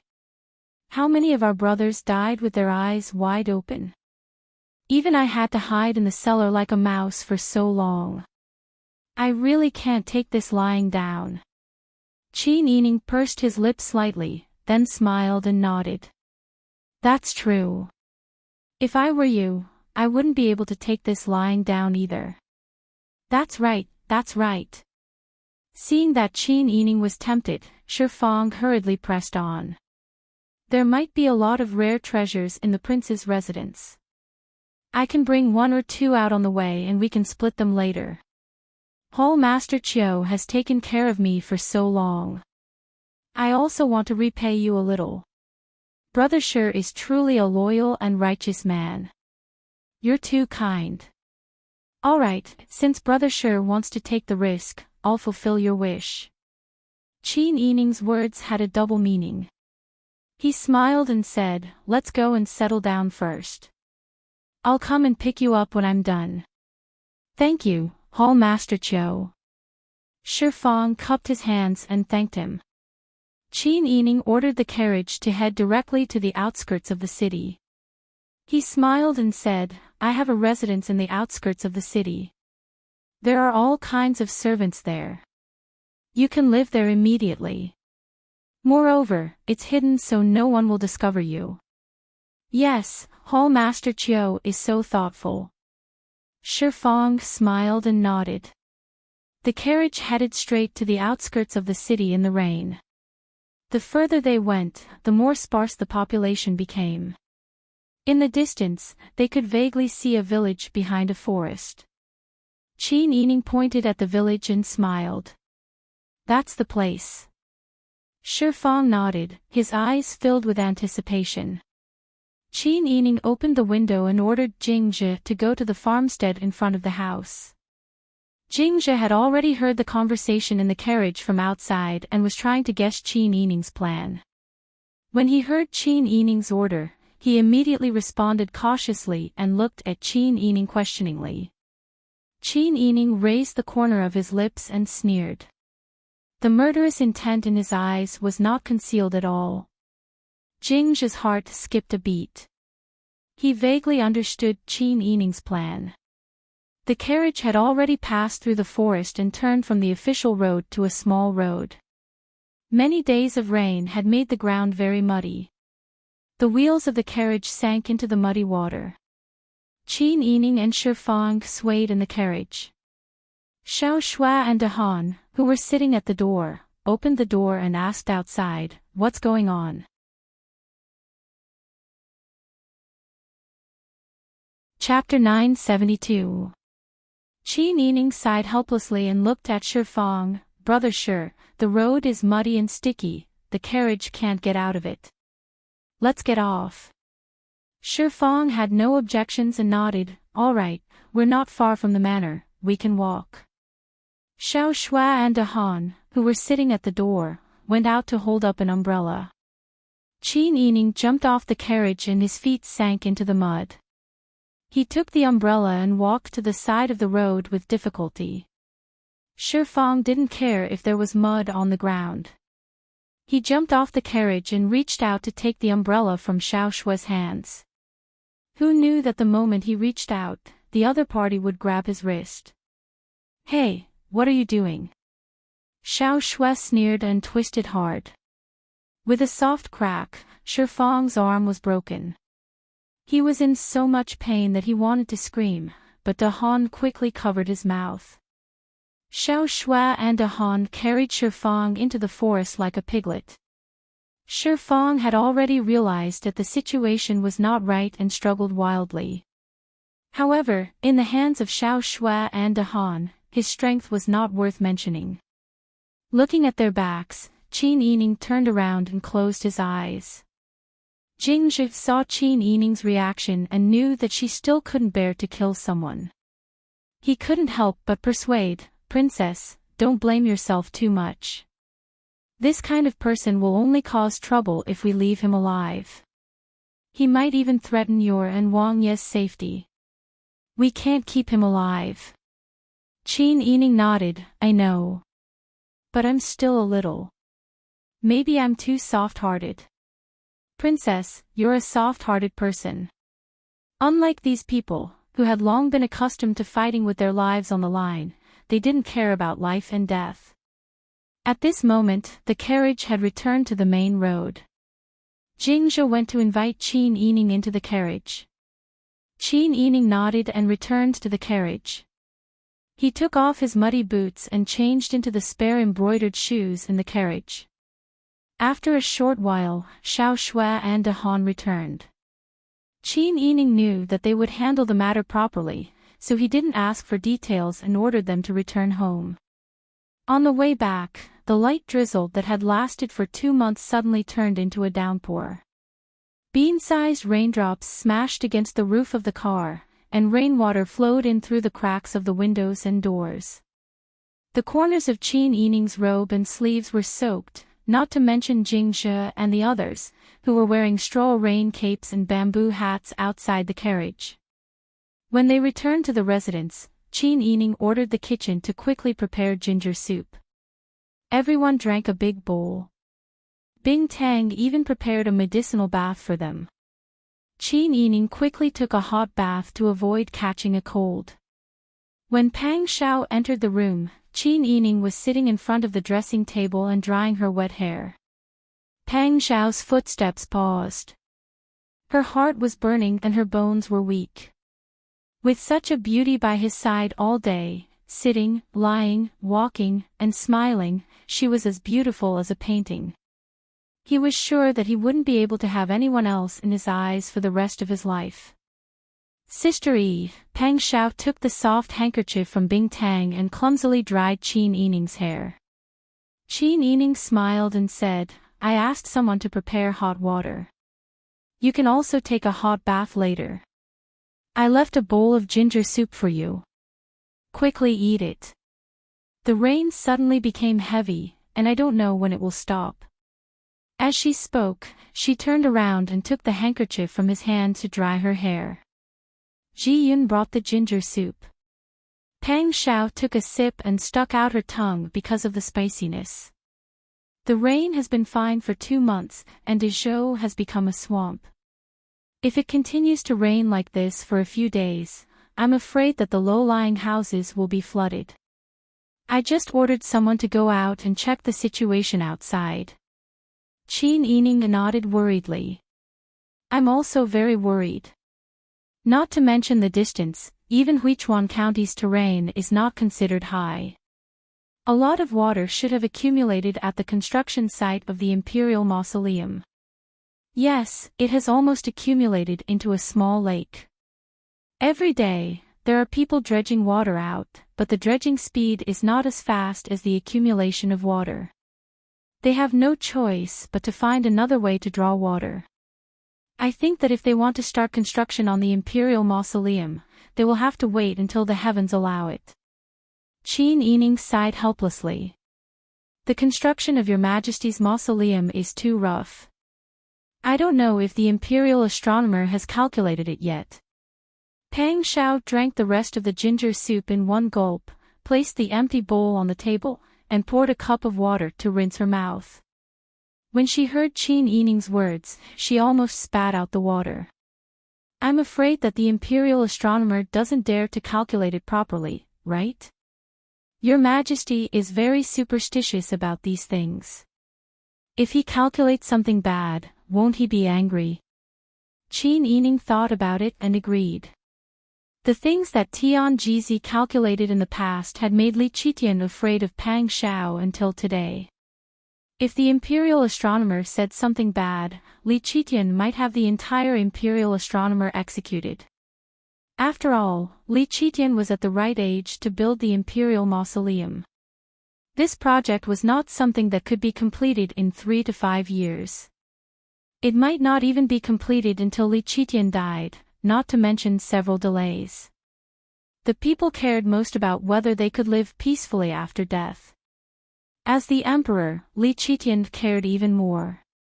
However, this heavy rain has given Lu Heng some time. I think that he should have already sent people to the stone factory to investigate. Yes.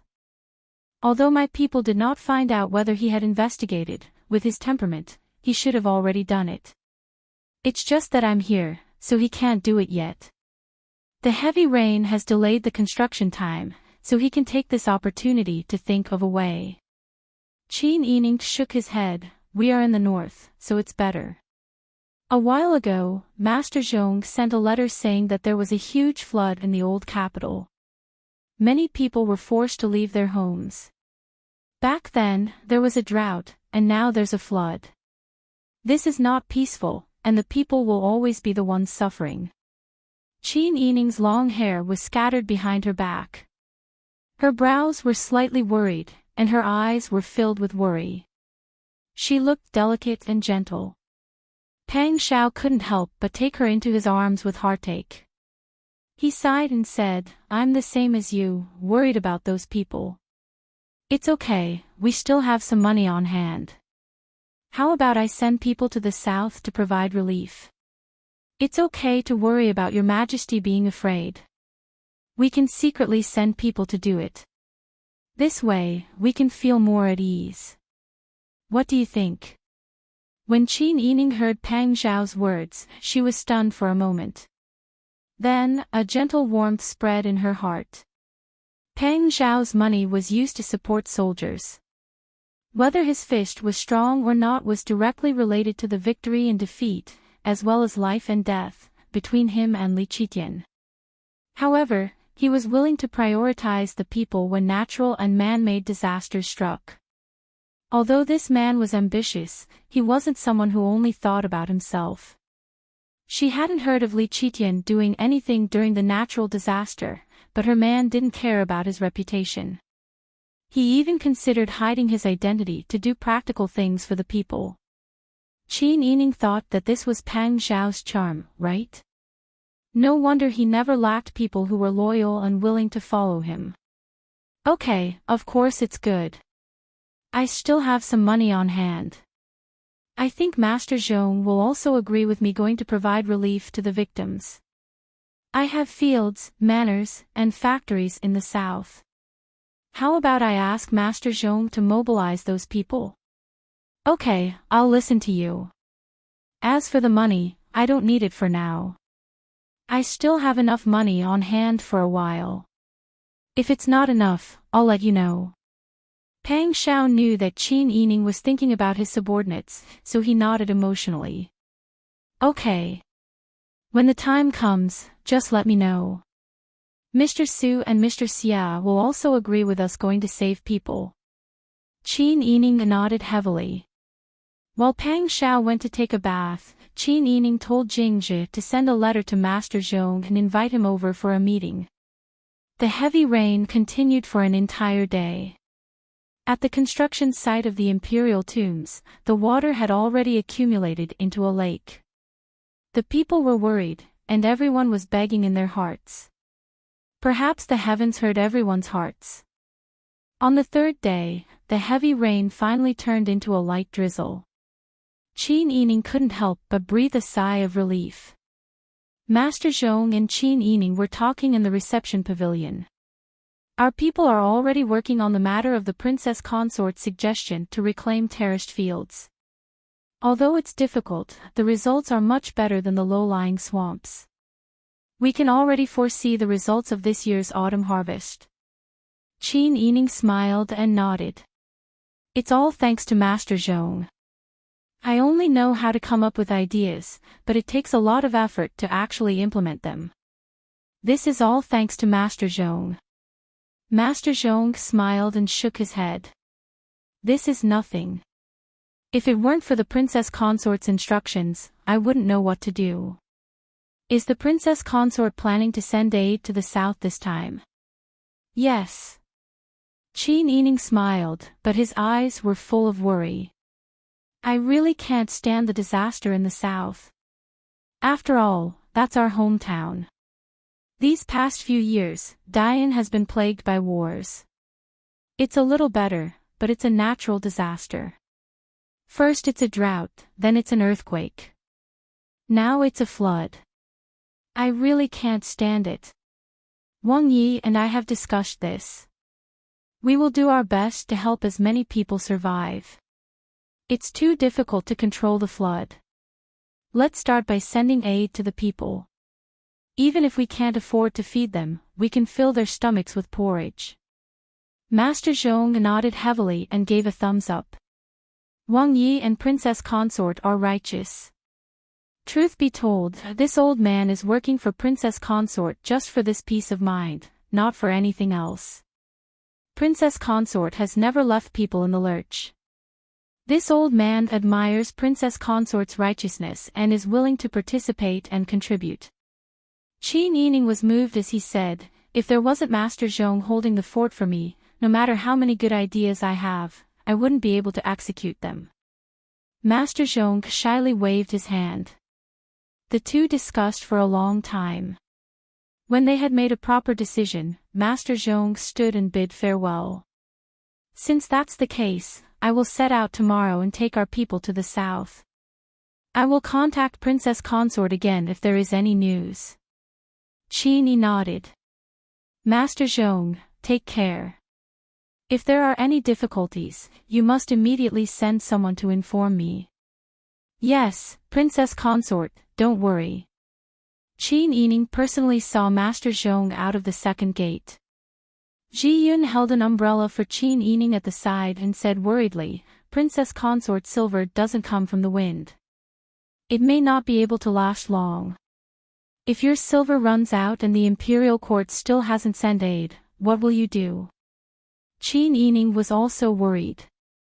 After all, The wealth she had, for disaster relief, was just a cup of water on a burning cart of firewood. Right now, we can only take one step at a time.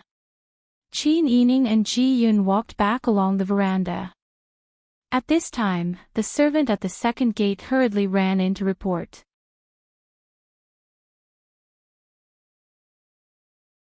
Chapter 973. Qin Yining stood in place in confusion and gently asked the servant guarding the Chuehua gate, "Did you hear who came?" "Wang Fei, I didn't hear." The person sent by Wang Yi only said that it was an extremely important noble. Qin Yining nodded thoughtfully, "I know. Thank you." The servant was flattered and respectfully bowed before retreating. Ji Yun said worriedly, from his tone, "That noble seems to be from the palace." Wang Ye's attitude is so solemn. I'm afraid that the other party's background is not simple. Qin Yining also felt this and worriedly returned to her room with Ji Yun. She changed into a royal blue cloak with a cinched waist. Her hair was combed into a simple high bun and fixed with a white jade flower hairpin. Looking in the mirror, Qin Yining remembered Pang Zhao's solemn attitude. She was afraid that she would be negligent, so she took a white jade butterfly collar and put it on. She also chose a cloud brocade with a cloud pattern for her cloak. This was both solemn and not inconsistent with the status of mourning. Qin Yining went out with Ji Yun and Bing Tang as usual. Jing Jie, Xiao Shui, Young Man, Da Han, Tang Xiu and the four Jinghu Wei followed. They braved the rain and headed towards the yamen. On the way, Qin Yining made many guesses in her mind. A noble from the capital and she, a woman, had to go personally. Either the other party brought his wife, or the other party was a woman. She thought of many possibilities. She didn't expect that when she arrived at the yamen's main hall and saw the person who came, she was really shocked. This subject greets the Empress and concubine Zhuang. Qin Yining respectfully knelt on the ground and bowed. The Empress quickly stood up and smiled as she reached out to support her. "Wang Fei doesn't need to be so courteous. We haven't seen each other for a long time. Wang Fei seems to have lost a lot of weight." Qin Yining was flattered and respectfully bowed her head. "Thank you for the Empress's concern. The Empress's complexion doesn't look good either.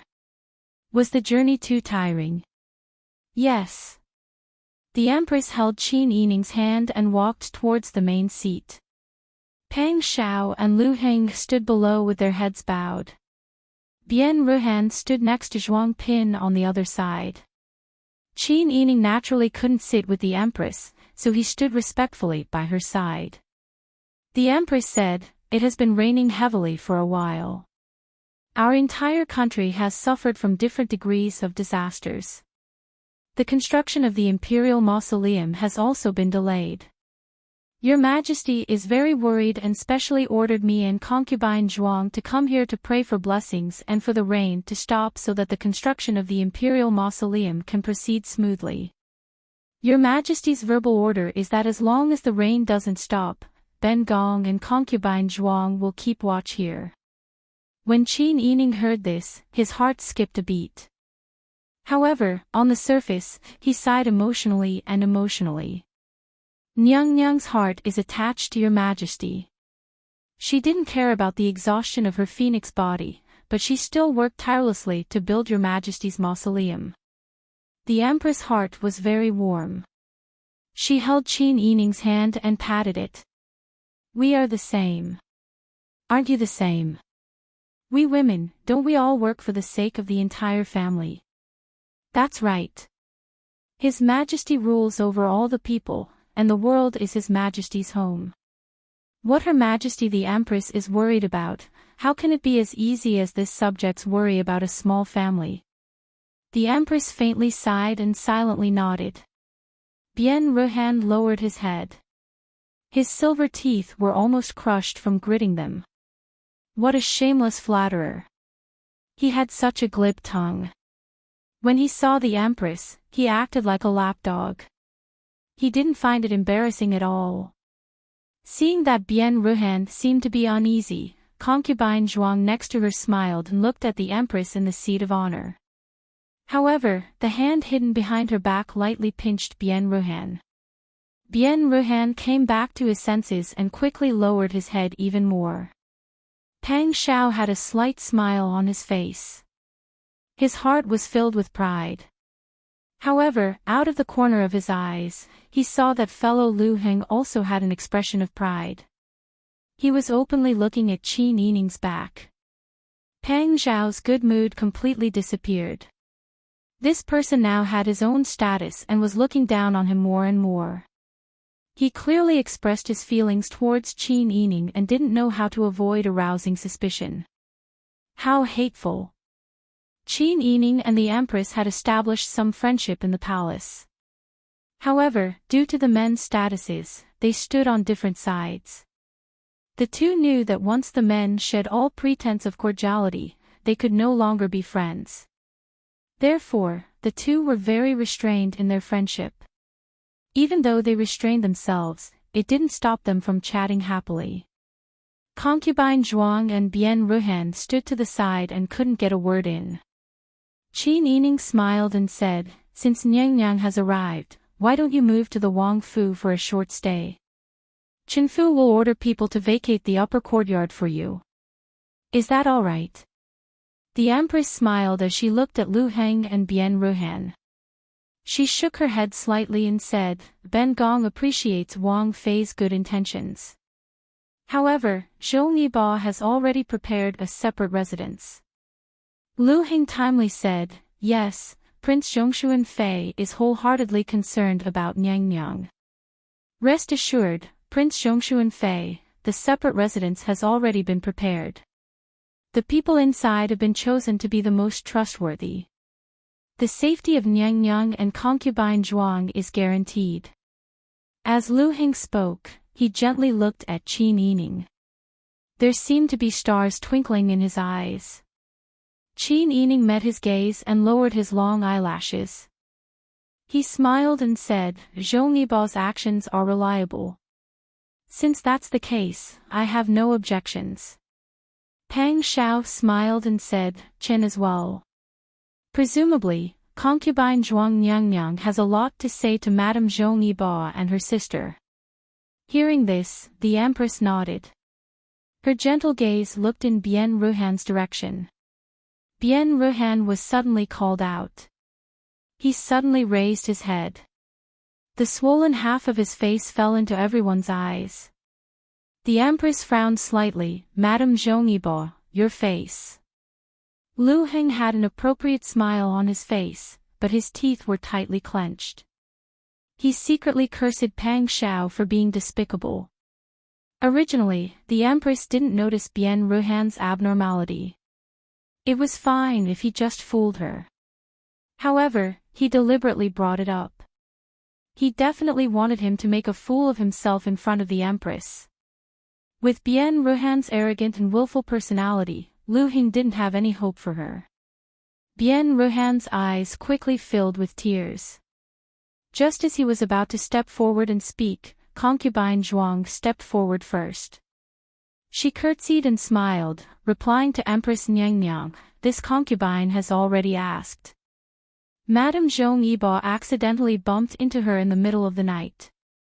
The doctor has already prescribed her the best ointment. She should be able to recover in 2 days." Oh. The Empress looked at Bien Ruhan's cheek. It was clearly a red and swollen mark left behind by a slap. In Huichuan County, the only person who dared to hit Bien Ruhan and was able to hit Bien Ruhan should be Zhou Niba alone. However, thinking about it carefully, it was normal for a young couple to get into a fight. Although she was the Empress, she was also an outsider. It wasn't good for her to keep harping on other people's family matters. The Empress smiled and said, "Since you bumped into her, you should be more careful in the future, Sun Mama. This servant is here." The Empress's servant smiled as she walked forward. "Ben Gong remembers that we brought ointment when we came. It's best for reducing swelling and pain. Go get it and give it to Madame Zhou Niba." Yes. Sun Mama quickly walked out. Bien Ruhan's heart was very sullen. She had just taken a step forward when Concubine Zhuang grabbed her hand. Although Concubine Zhuang smiled gently, the strength in her hand was so strong that it was as if she wanted to crush Bien Ruhan's bones. Mimi, why haven't you thanked Empress Nyang for her grace? Bien Ruhan almost screamed from the grip, but the pain quickly woke her up. She knew her own limits. Her cousin had lived in the palace for many years and should understand Empress Nyang's temperament the best. At this time, her cousin wouldn't harm her. This subject's wife thanks Empress Nyang. Bien Ruhan respectfully bowed. The Empress smiled gently, no need for formalities. Although her attitude was gentle, the Empress was clearly much less talkative towards Bien Ruhan. Her attitude was also not as warm as when she was with Qin Yining. Bien Ruhan bit her lower lip and lowered her head. She didn't dare let others see her expression, but her heart felt more and more unjust. Why did everyone favor Qin Yining? Lu Heng was like this, and now the high and mighty Empress was also like this. She had already sternly questioned Bien Tong.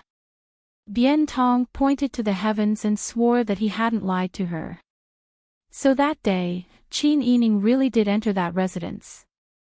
That residence must be that adulterer. She clearly had evidence of Qin Yining's adultery, but no one believed her. Everyone was protecting her. Bien Ruhan's heart was filled with anger, but she didn't dare to show it. She could only endure. Not long after, the banquet was set. Everyone moved to the flower pavilion. Although it had been raining for several days and all kinds of vegetables, fruits, poultry, and meat were rare, with the Empress's arrival, what should be present had to be present. The cooks used all of their skills, but nothing unusual could be seen at the banquet. Qin Yining and Bien Ruhan accompanied the Empress, one on the left and one on the right. Concubine Zhuang was next to Bien Ruhan. Lu Heng and Pang Xiao were outsiders and should have stayed away because there were only so many people. Pang Xiao was Your Majesty's sworn brother, and Lu Heng was a junior that the Empress Dowager valued greatly. Thus, the Empress had spoken, and everyone ate at the same table. After the meal, tea and refreshments were served. Qin Yining chatted with the Empress for a while longer before rising and leaving at an appropriate time. Empress has had a hard journey. Why don't you rest early? Chenfu will come early to pay respects to you. The Empress smiled and said, Wang Fei is still so polite and considerate. Now that we are not in the palace, and the weather is not good, there is no need to pay respects. Ben Gong will summon Wang Fei to talk when Ben Gong is free. Yes, Chenfu awaits at any time. Pang Xiao and Qin Yining bowed to the Empress together. The Empress waved her hand with a slight smile, indicating for the two to rise. After Pang Xiao and Qin Yining left, Lu Heng also smiled and said, Empress, Chenfu will also leave. The Empress smiled and nodded. She glanced at Concubine Zhuang and Bien Ruhan who were standing to the side, and said considerately, Zhong Yiba Furen rarely meets with Concubine Zhuang. Presumably, you have something to say. Zhong Yiba, what do you think? Lu Heng smiled and said, Of course that is good. Then Zhong Yiba, go and do your work. Later, Ben Gong will have people send Zhong Yiba Furen back. Empress is benevolent. Many thanks to Empress for consoling my humble wife. Not at all. We are all family. Zhong Yiba, don't worry. Lu Heng and the Empress bowed again and then respectfully retreated. The Empress smiled and said to Concubine Zhuang, Go, Ben Gong is tired. Yes, Pinky thanks Empress. Concubine Zhuang pulled Bien Ruhan and bowed together. Then she led Bien Ruhan to her own room. At this time, Sun Mama came forward with a smile and brought a few palace servants to help the Empress change clothes. Nyang Nyang, why does Nubi feel that Madame Zhonglibao's condition is not quite right? Yes. Ben Gong also feels it. So I specially left some time for her to have a good chat with Concubine Zhuang. Concubine Zhuang is a smart person. She should be able to comfort her. Empress is benevolent. Sun Mama smiled and praised. She took a comb and combed the Empress' hair. The Empress looked at herself in the mirror. Her wrinkles had just formed and her skin was slightly loose. She sighed silently. Sometimes, Ben Gong really envies them for their flower-like age. Nyang Nyang, you are in the prime of your life. You are at the age where women are most charming. How can you sigh like this? Sun Mama was adept at being punished. Her movements were gentle as she neatly combed the Empress' hair. Then she smiled and said, Madame Zhongliba has come to Huichuan. She seems to be more mature than before. Yes. The Empress touched her temples and sighed. Since ancient times, marriage has been decided by the parents. Zhongliba and Bianshi still need a long time to get used to each other, right? Sun Mama also nodded when she thought of Bianshi's red and swollen face.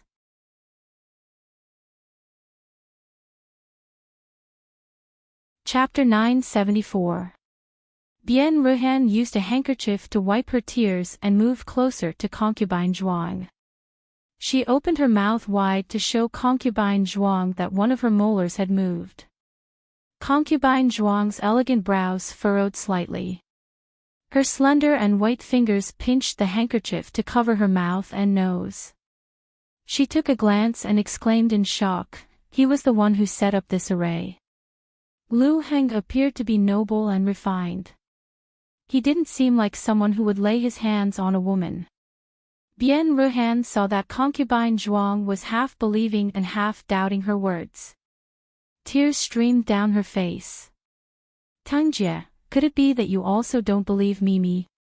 This was for Bo Yi. Otherwise, other than him, who would dare to hit me? How much strength do you think he used on his newlywed wife to make my teeth move? The Qin clan isn't a good thing. Not only did they seduce Bo Yi, but they also purposely acted like they wanted to reject him. I don't know how many times they've plotted against me behind my back. I'm an honest person. I can't fight against the Qin clan. I think the Qin clan wants Prince Zhongshuan's favor, but they also want Bo Yi, their wholehearted lover. She's so seductive. She doesn't put me in her eyes at all, nor does she put our Bien family in her eyes. When Concubine Zhuang heard Bien Ruhan's words, anger appeared on her jade-like oval face. That Qin clan really dares to act like this. Prince Zhongshuan doesn't care about her wanton behavior. That's why I say she's fierce. Jijia, with her here, Mimi's days are simply too difficult. Bo Yi has been played around by her. I think Prince Zhongshuan has also been fooled by her. This woman is a vixen. She's a disaster. Concubine Zhuang pursed her lips. She believed most of Bien Ruhan's words. This cousin of hers had been pampered since she was young, so she was used to doing things carelessly. Moreover, she was a little arrogant and willful.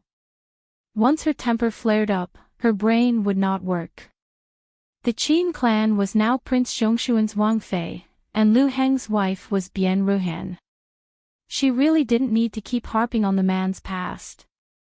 There was also no need to frame the Qin clan. If things got out of hand, wouldn't he be the one losing face? If Qin Yining had really done those things, she would not let him off easily. If she kept hooking up with one man after another, it would hurt the dignity of the Bien family. There were many unmarried daughters in the Bien family. If Bien Ruhan, who had such a good marriage, was humiliated like this, how could the daughters of the Bien family establish themselves outside in the future? Seeing Zhuang Pin deep in thought, Bien Ruhan quickly said, Tangjie, that residence was discovered by Bien Tong. I called him over to tell you. You will know that I am not lying. Zhuang Pin hesitated for a moment. Although it was not appropriate to see an outsider, Bian Tong was still a member of the Bian family. In addition, Bian Ruhan's matter was serious, so she nodded. Bian Tong arrived not long after. Bian Ruhan stood outside the door and carefully warned Bian Tong, now that Nyang Nyang is here, and the Empress is also here, they will definitely be able to help me. If I don't vent this anger and let that slut continue to be proud, I'm afraid that the daughters of the Bian family will not be able to raise their heads in the future. When you see Nyang Nyang later, just tell the truth. There is no need to be afraid of anything. Bian Tong bowed his head in acknowledgement. But only Bian Tong knew how helpless he was. That day, Lu Heng had brought people over and did not find any adulterers. When he returned, he had already carefully thought it over. He was sure that the carriage from the Qin Manor had gone directly to that residence. But he had also been influenced by Bian Ruhan's subjective judgment. Was the person from the Qin Manor really from the Qin clan? Or maybe it was someone else. Was the person living in that residence definitely an adulterer? Or maybe there was someone else living there. These were not inevitable factors at all. But Bian Ruhan was so certain. At the time, he had flattered Bian Ruhan at the first opportunity and had not refuted him. This had caused Bian Ruhan to drag the count to search. In the end, it had caused such an unpleasant scene. Bian Tong had even less of a reason to deny his initial statement. Otherwise, wouldn't Bian Ruhan kill him to vent his anger? But now, he was going to see Zhuang Pin. Would he still maintain his statement? Wouldn't it cause even more trouble then? Bian Tong followed Bian Ruhan into the room and respectfully bowed to Zhuang Pin. Bian Tong strictly adhered to the rules and did not dare to go forward. He lowered his head and bowed as he waited for orders. Zhuang Pin began to ask in detail. Bian Tong wanted to share his analysis, but after thinking about it, it was more important to protect his little life. In any case, these people were all people of status. No matter how much trouble they caused, they would not lose their lives. He was different. If he made a mistake, Bian Ruhan would be able to kill him. Forget it. At worst, he would find a chance to leave after replying. Thinking of this, Bian Tong did not mention his suspicions at all. He cleverly followed Bian Ruhan's intentions and said, "This lowly one listened to Madame Zhong Yibao's orders and watched the Wang Fu. Indeed, I saw the carriage leave the Wang Fu and go directly to that residence." Bian Ruhan anxiously said, "When I was in the alley outside, I saw with my own eyes that the Qin clan was having an affair with a bodyguard. She was afraid that Prince Zhongshuan would find out, so she specially changed into men's clothing and put on some makeup. But Tangjie, who is she? She wholeheartedly wanted to seduce my husband.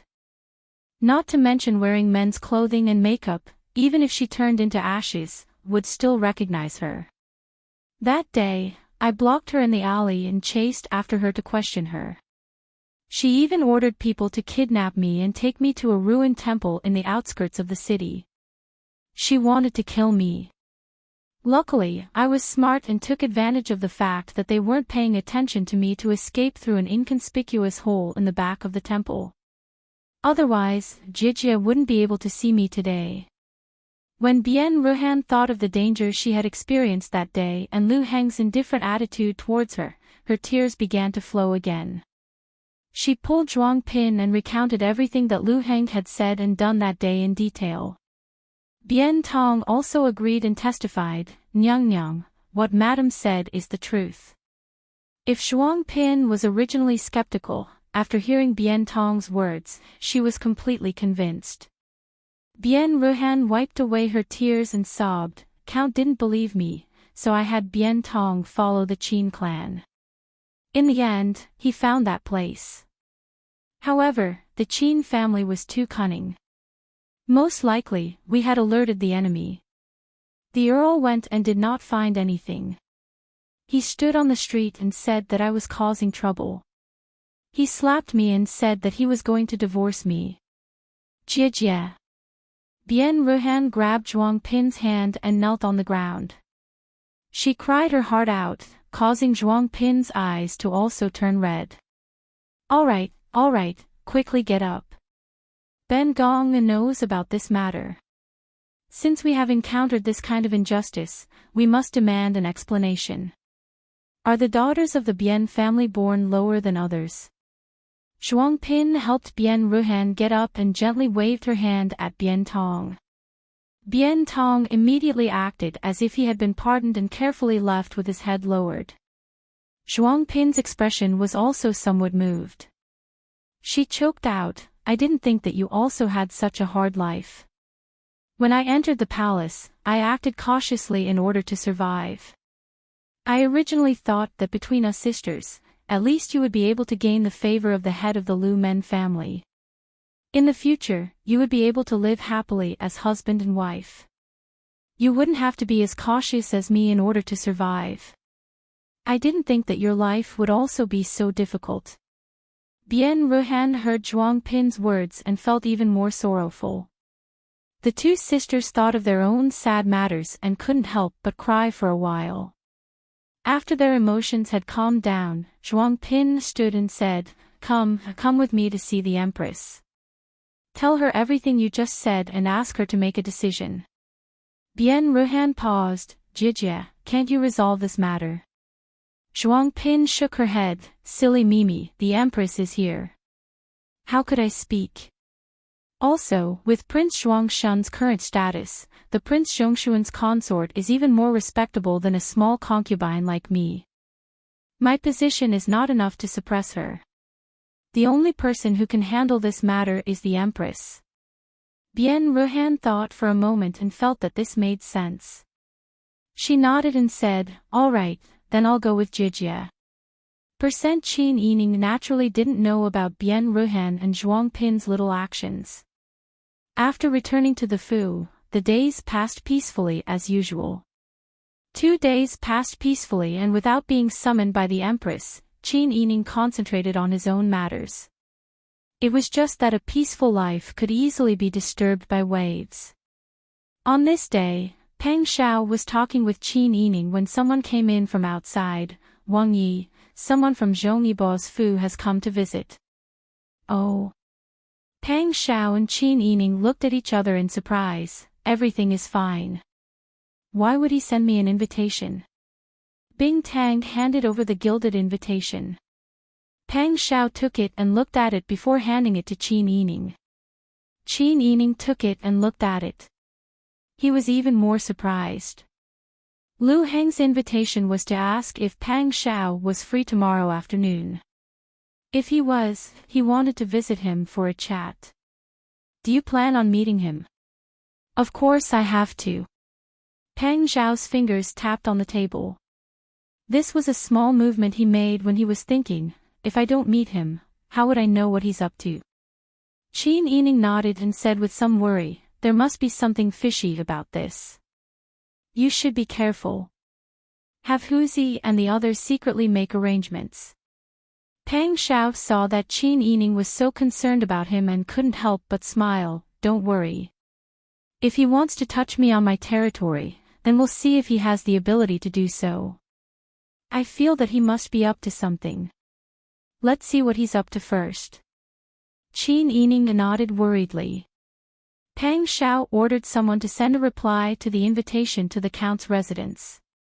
The next afternoon, Lu Heng really came to visit. Peng Xiao met with Lu Heng in the reception pavilion in the outer courtyard. Although the two of them stood on different sides in political affairs and were rivals in love, they were both polite and shrewd people. They wouldn't quarrel with each other the moment they met. The two of them exchanged pleasantries as if they were colleagues who had a good relationship. They sat down courteously. Huzi served tea and retreated to the door, closing it behind him. Peng Xiao smiled and said, Zhongyibo, what do you want to tell me? Feel free to speak. Lu Heng played with the blue and white porcelain lid and didn't plan on drinking tea.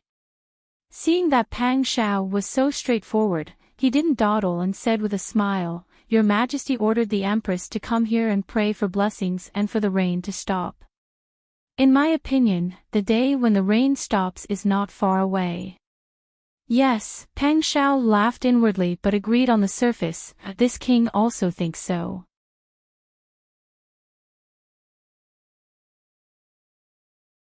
Chapter 975. Pang Xiao's mind turned quickly and he immediately understood Lu Heng's intentions. At this time, Lu Heng must have confirmed that the treasure was in the stone factory. The arrival of the Empress and concubine Zhuang added a layer of pressure to Lu Heng. The number of people watching his movements increased, and they could even reach the sky. It became more and more impossible to secretly transport the things out. Therefore, he was thinking of a way to make his move openly and prevent others from interfering in this matter. The two of them were political enemies and also love rivals. The conflict between them had long been irreconcilable. Not to mention that they were eating from the same pot, even if they wore the same pants on the surface, it was impossible for them to let down their guard. Pang Shao had to be on guard against Lu Heng at all times. Presumably, Lu Heng was the same. Pang Shao couldn't help but think from Lu Heng's point of view. Lu Heng must have thought that he was the only one who knew about the treasure. Therefore, Lu Heng must have thought of a way to push him out of the list of people who could come into contact with the stone factory. How to push him out?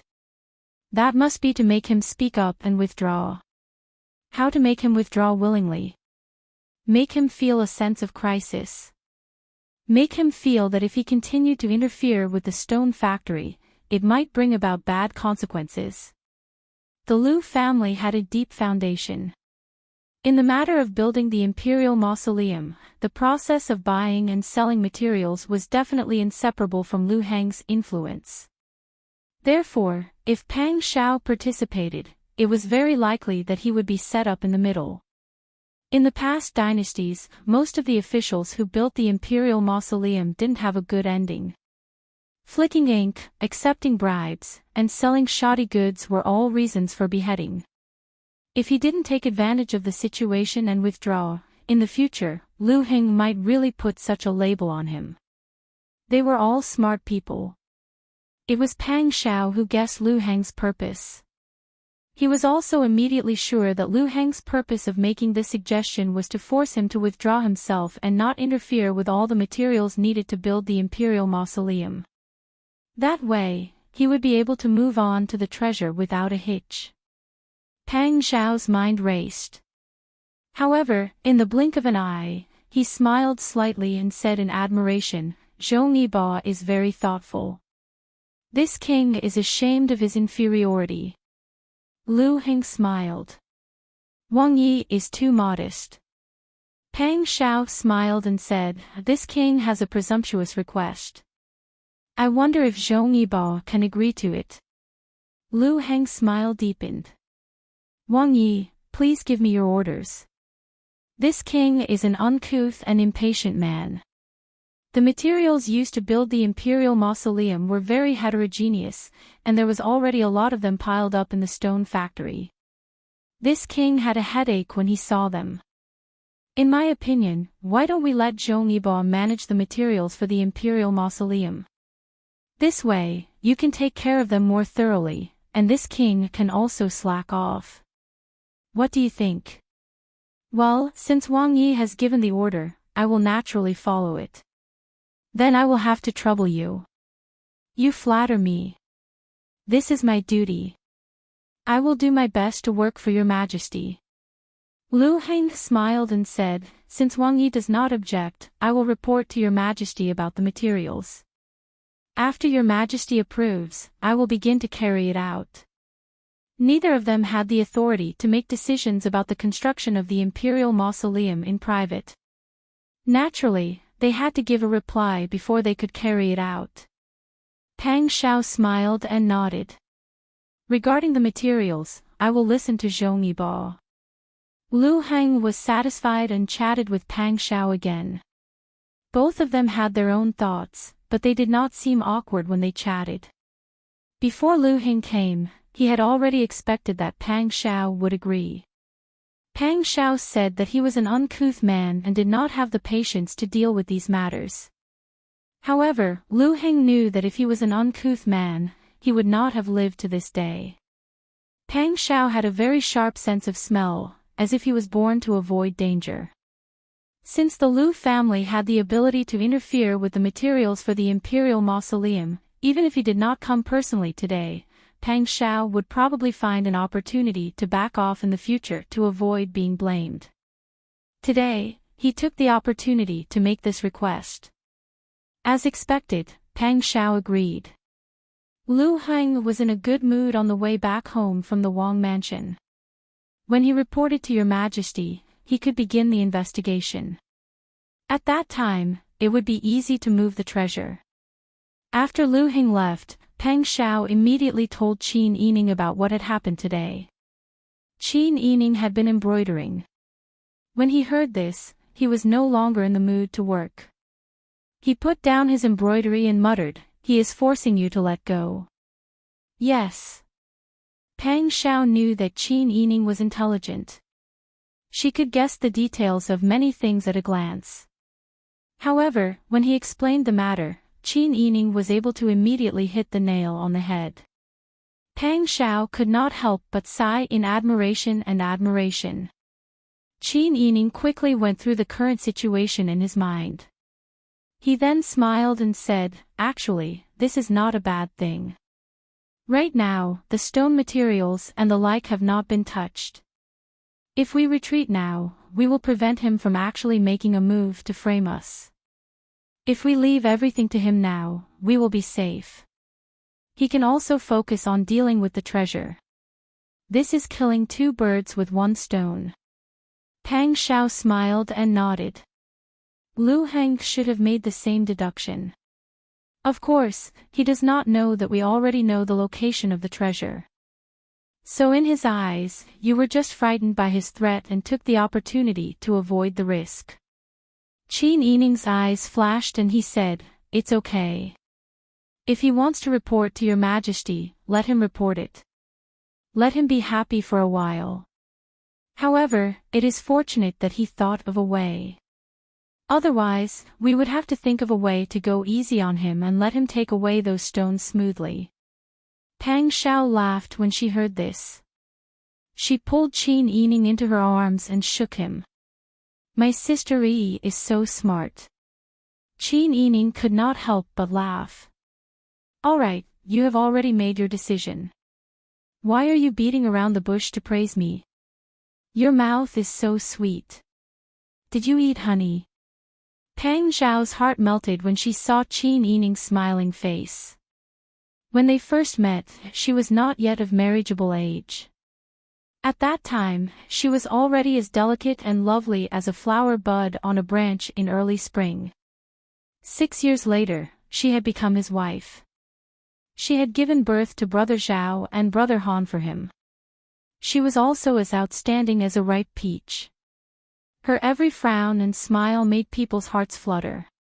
Every time this happened, Pang Xiao would feel a strong sense of crisis. She was still so young and beautiful, but he was almost 30. She was not an ordinary woman. Her intelligence and courage were rare in the world. Even if she was married, the people who liked her still could not forget her. That Lu Heng was one of them. Pang Xiao carefully touched her lips with his and used the tip of his tongue to trace the shape of her lips. He said vaguely, "Did I eat honey?" Do you want to taste it?" The room was quiet.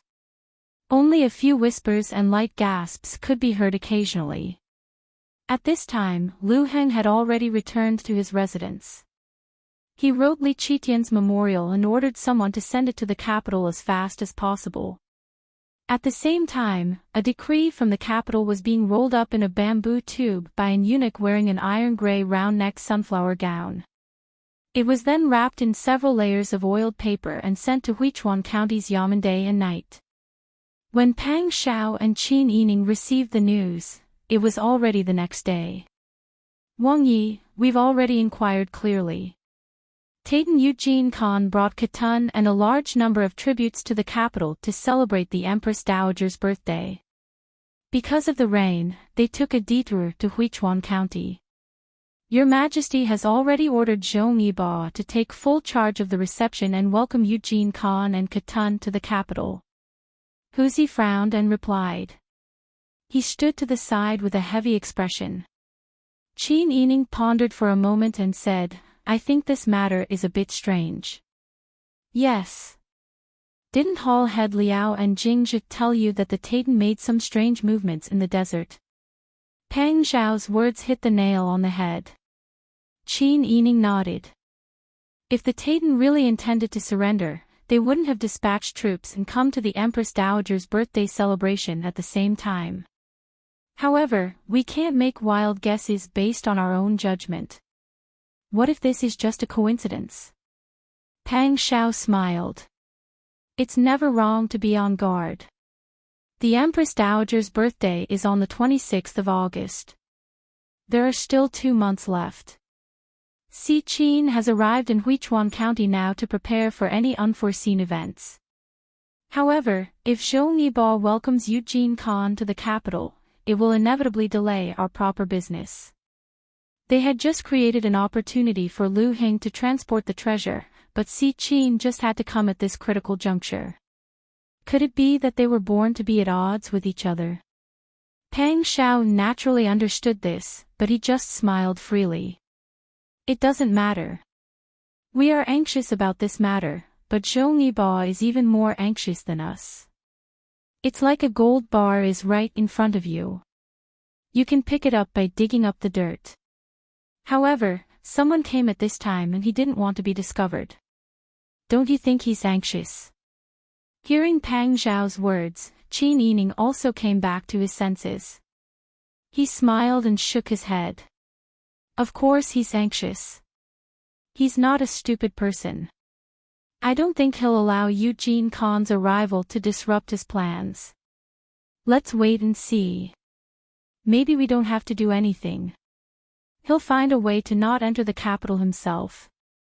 Pang Zhao obviously knew that Qin Yining was right.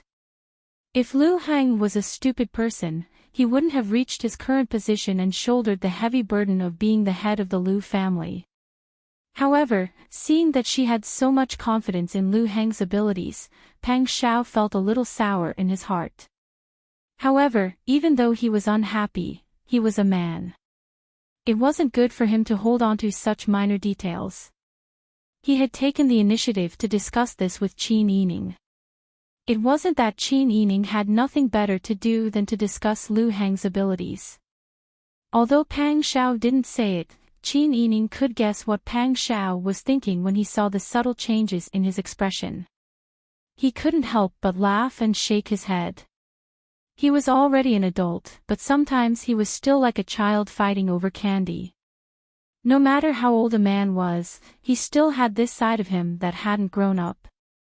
At the Lu residence, Lu Heng had properly settled the eunuch who had delivered the edict, then walked towards the study with a smile on his face.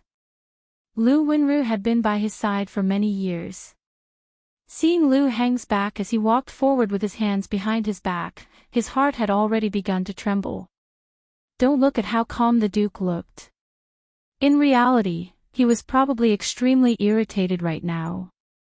At this time, if he wasn't careful, he could anger him. The consequences would be unimaginable. Lu Wenru lowered his head and followed Lu Heng closely. He raised his oil paper umbrella high to shield Lu Heng from the drizzle. However, as soon as Lu Heng entered the study, he could no longer maintain his expression. He sat down on the heated Kong bed next to the window in irritation.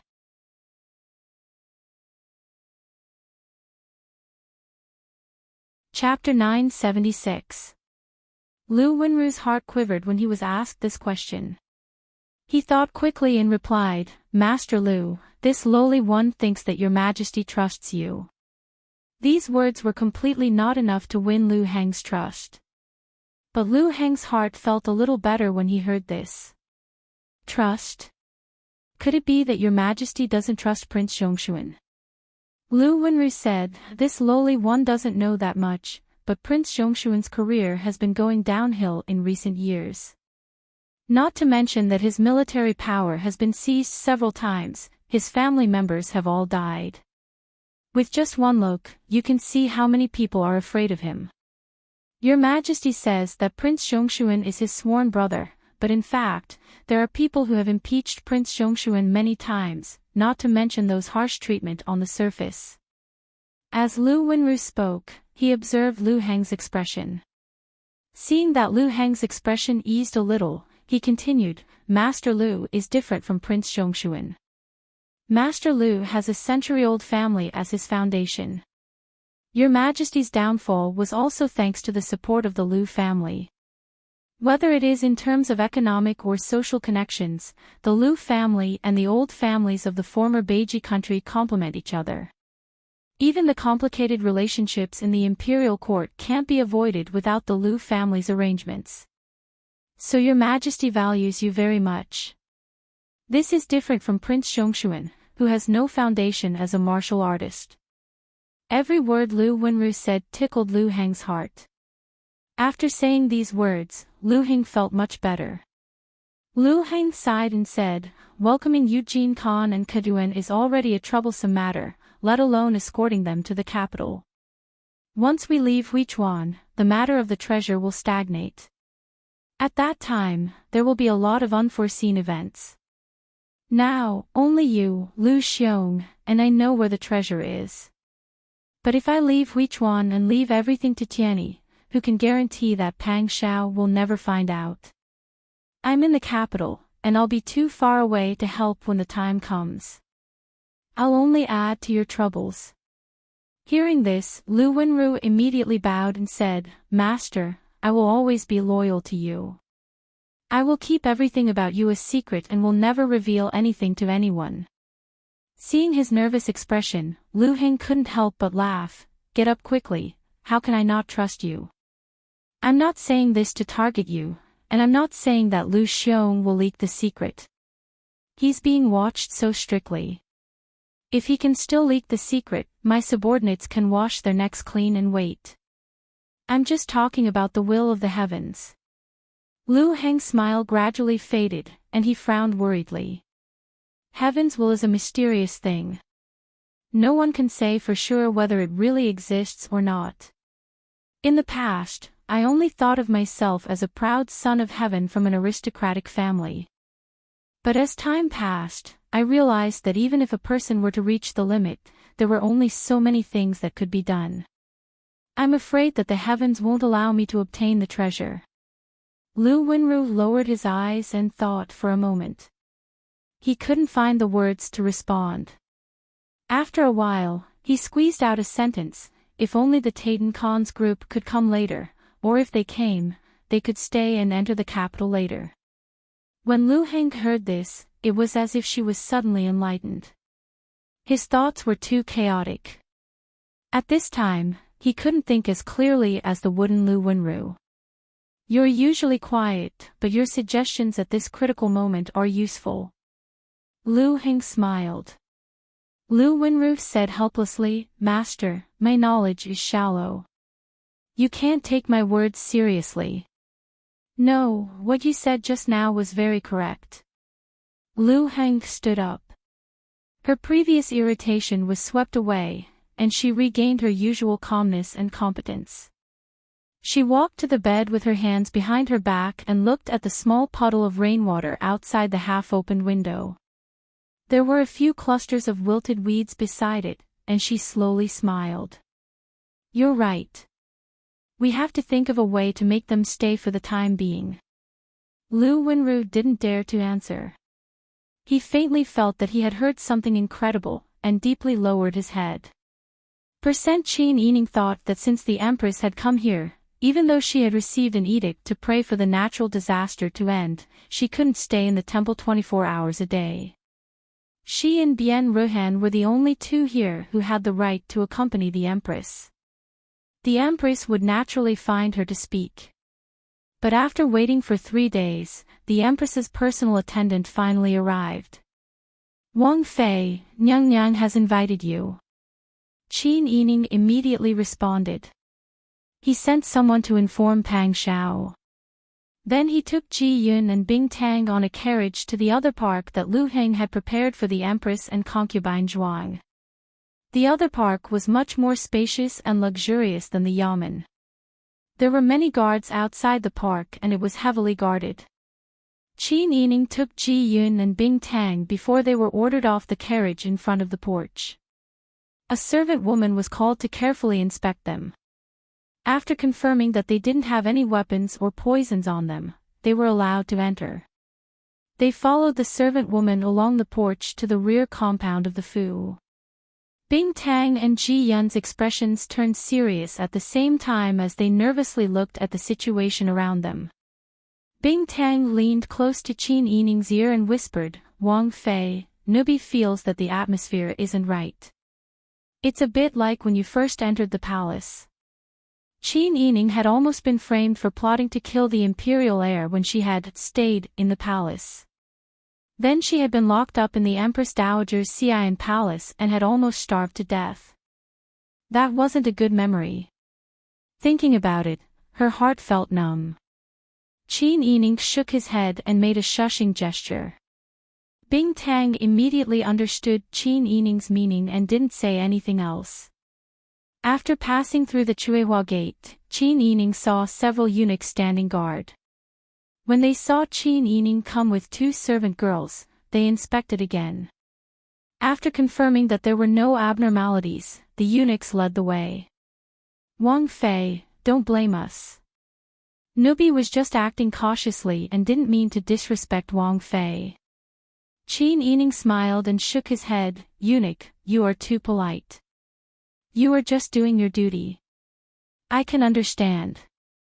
The young eunuch smiled and cupped his hands. Many thanks for your understanding. People often say that Wang Fei is the person who empathizes with servants the most. This is true." Qin Yining only smiled when he heard this. The young eunuch saw that Qin Yining didn't seem to want to say more and tactfully closed his mouth. He smiled and led Qin Yining and the 2 servant girls to the main room. "Wang Fei, please wait a moment." Qin Yining smiled and nodded. The young eunuch went in to announce. Not long after, the curtain was lifted and Sun Mama, the Empress' personal servant, quickly walked out. She curtsied to Qin Yining in the corridor. "Nubi greets Wang Fei." "No need for formalities, Mama. You have served the Empress for a long time, there is no need for this."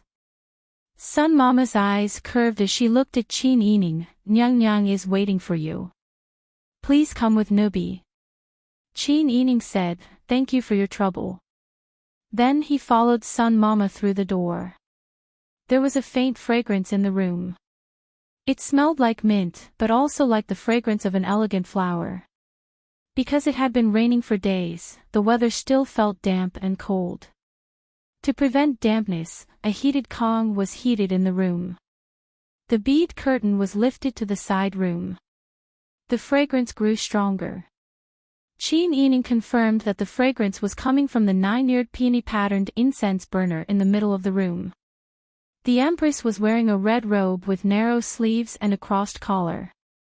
She had a pomegranate skirt. Her long hair was tied up in a high peony bun with 3 bird-feathered hairpins intertwined with gold. The phoenix hairpin was worn on the other side, and there was a glowing eastern pearl in the mouth of the phoenix. Even though she was old and had an ordinary appearance, her graceful presence was not hidden. Qin Yining respectfully knelt and bowed. "Chenfu greets Nyang Nyang. No need for formalities." The Empress smiled slightly and raised her hand. Sun Mama immediately helped Qin Yining up. Then she turned with a smile and called for the palace servants who came with her. She also called for Bing Tang and Ji Yun to leave. No matter how worried Bing Tang and Ji Yun were, they could only obey. Qin Yining saw that there was no one else in the room from the corner of her eyes. She knew that the Empress must have something important to say. She lowered her head and waited for the Empress to speak. Because of the angle of her head, Qin Yining did not see the complicated expression on the Empress's face. When she looked at Qin Yining, her eyes were full of judgment and speculation. It was as if she had just met Qin Yining for the first time today. It was no longer the previous closeness and helplessness brought about by the different positions of her husbands. Prince Zhongshuan, how are you getting used to life in Huichuan? Qin Yining felt that something was wrong when she heard the Empress address her. In the past, the Empress would directly address her as Wang Fei. Sometimes, they would even address each other as sisters. But today, the way she addressed her made her feel very distant. Qin Yining knew that something must have happened that caused the Empress's impression of her to change. Qin Yining cautiously said, replying to Your Highness, this subject's wife was not used to living in Huichuan at first. But after that, I slowly got used to it. Oh. Is that so? Qin Yining nodded and said, yes, Wang Yi is sick. When this subject's wife first came here, she had to spend 80% of her energy to find a suitable residence. Then, the weather was bad and this subject's wife caught a cold from the rain. Later, this subject's wife found a residence, but someone broke in and smashed it. A lot of valuable items were taken away. The other party even said that she had her eyes on that residence and wanted to chase me away. In short, the matter was very complicated. It was really tiring. Qin Yining spoke very slowly, but her mind was moving very quickly. There was no enmity between her and the Empress. Although they both knew that in the future, they would definitely have different standpoints because of their husbands. But before that, they could still be friends who talked about unimportant things. In addition, when the Empress first came, her attitude towards her was very intimate. There was no reason for this change for no reason. Therefore, someone must have slandered the Empress and Qian Jin without her knowledge. And in this place, the most likely person to do this was Bian Ruhan. Moreover, the concubine Zhuang that the Empress brought with her was Bian Ruhan's cousin. With this analysis, Qin Yining was certain that the Empress must have done this because of the matter between her and Bian Ruhan. The better situation was that the Empress found out about the conflict between her and Bian Ruhan. If the worst situation was, Bian Ruhan might have made up something about her in front of the Empress. Sure enough, when the Empress heard Qin Yining's words, she frowned slightly. She did not immediately state her position. Instead, she pretended to be surprised and said, is there really such a thing? In Huichuan County, who would dare to steal a residence from Prince Zhongshuan?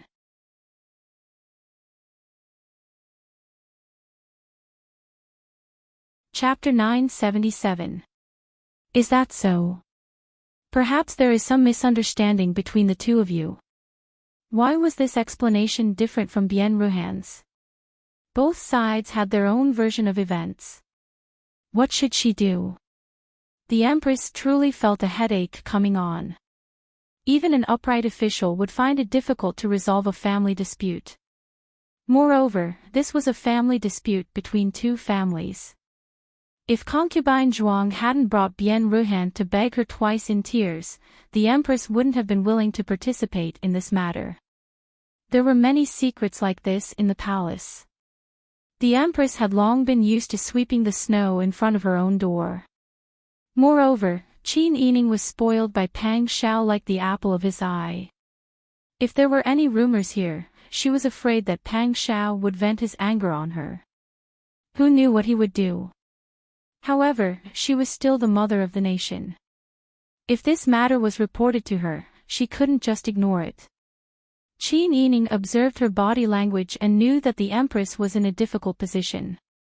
Putting himself in her shoes, who would be willing to participate in this kind of rotten matter between other families? Moreover, there was no proof.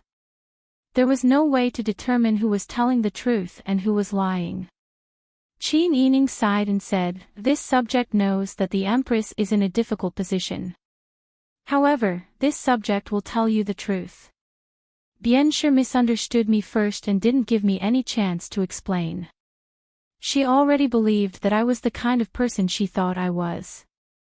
Then she used her own identity to oppose me in every way. She brought people to my door and robbed me. Not only did she rob me, she even falsely accused me. I had no way to deal with her. I couldn't hit or kill her. I don't know what Zhong Yibo was thinking. He couldn't control his own wife well and always let her out to do as she pleased. The Empress was speechless when she heard this. It seemed that Qin Yining also held a grudge against Zhong Yibo. As a bystander, the Empress naturally knew that Lu Heng had never given up on Qin Yining. When the Empress Dowager held a banquet in the palace, Lu Heng, Qin Yining, and Pang Xiao were all invited. The Empress Dowager had acted as a matchmaker for Lu Heng, wanting to betroth Qin Yining to him. If it wasn't for Pang Xiao flipping the table in public, Qin Yining's husband's family might have been surnamed Lu. Lu Heng was a refined and gentle gentleman. His appearance was handsome, and his temperament was noble. The foundation nurtured by an aristocratic family was not something that could be matched by any random person. The Empress admired them from a bystander's point of view. She also felt that Lu Heng and Pang Xiao were two different types of handsome men. Both of them had their own advantages. From an outsider's point of view, they were equally matched in terms of appearance and ability. More importantly, the Empress knew about Lu Heng's thoughts on Qin Yining. Therefore, it was no wonder that Madame Bien was jealous. The Empress lowered her eyes to look at the beauty sitting upright in front of her. The light in the room was slightly dim, and there were even silk lamps in the corners of the room.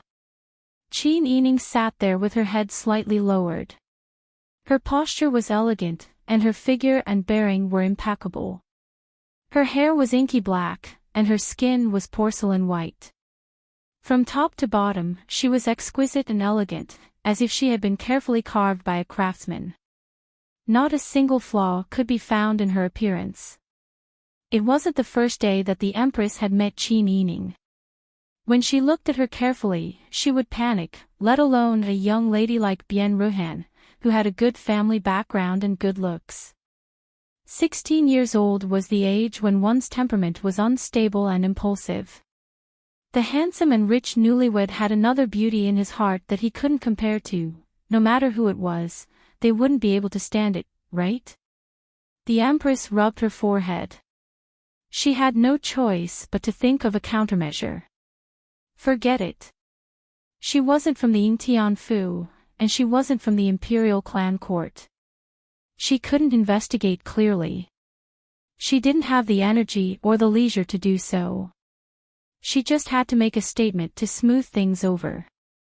The Empress' thoughts flashed, but it was only for a moment. She picked up the teacup with her painted white fingers and smiled. "Princess consort, please have a taste of this tea.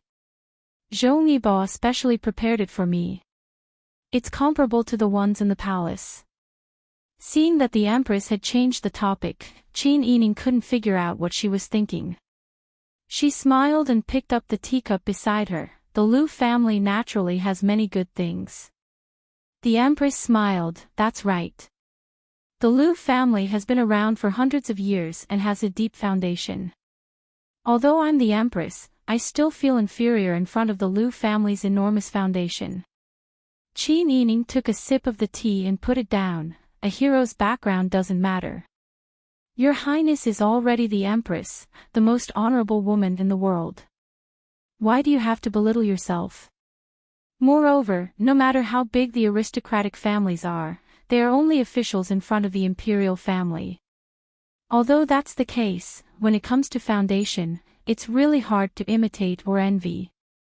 The Empress probed that Zhong Yibo, as the head of the Lu family, already feels aloof in the imperial court. Hearing that the Empress kept mentioning the Lu family and Lu Heng, Qin Yining was alarmed and didn't respond.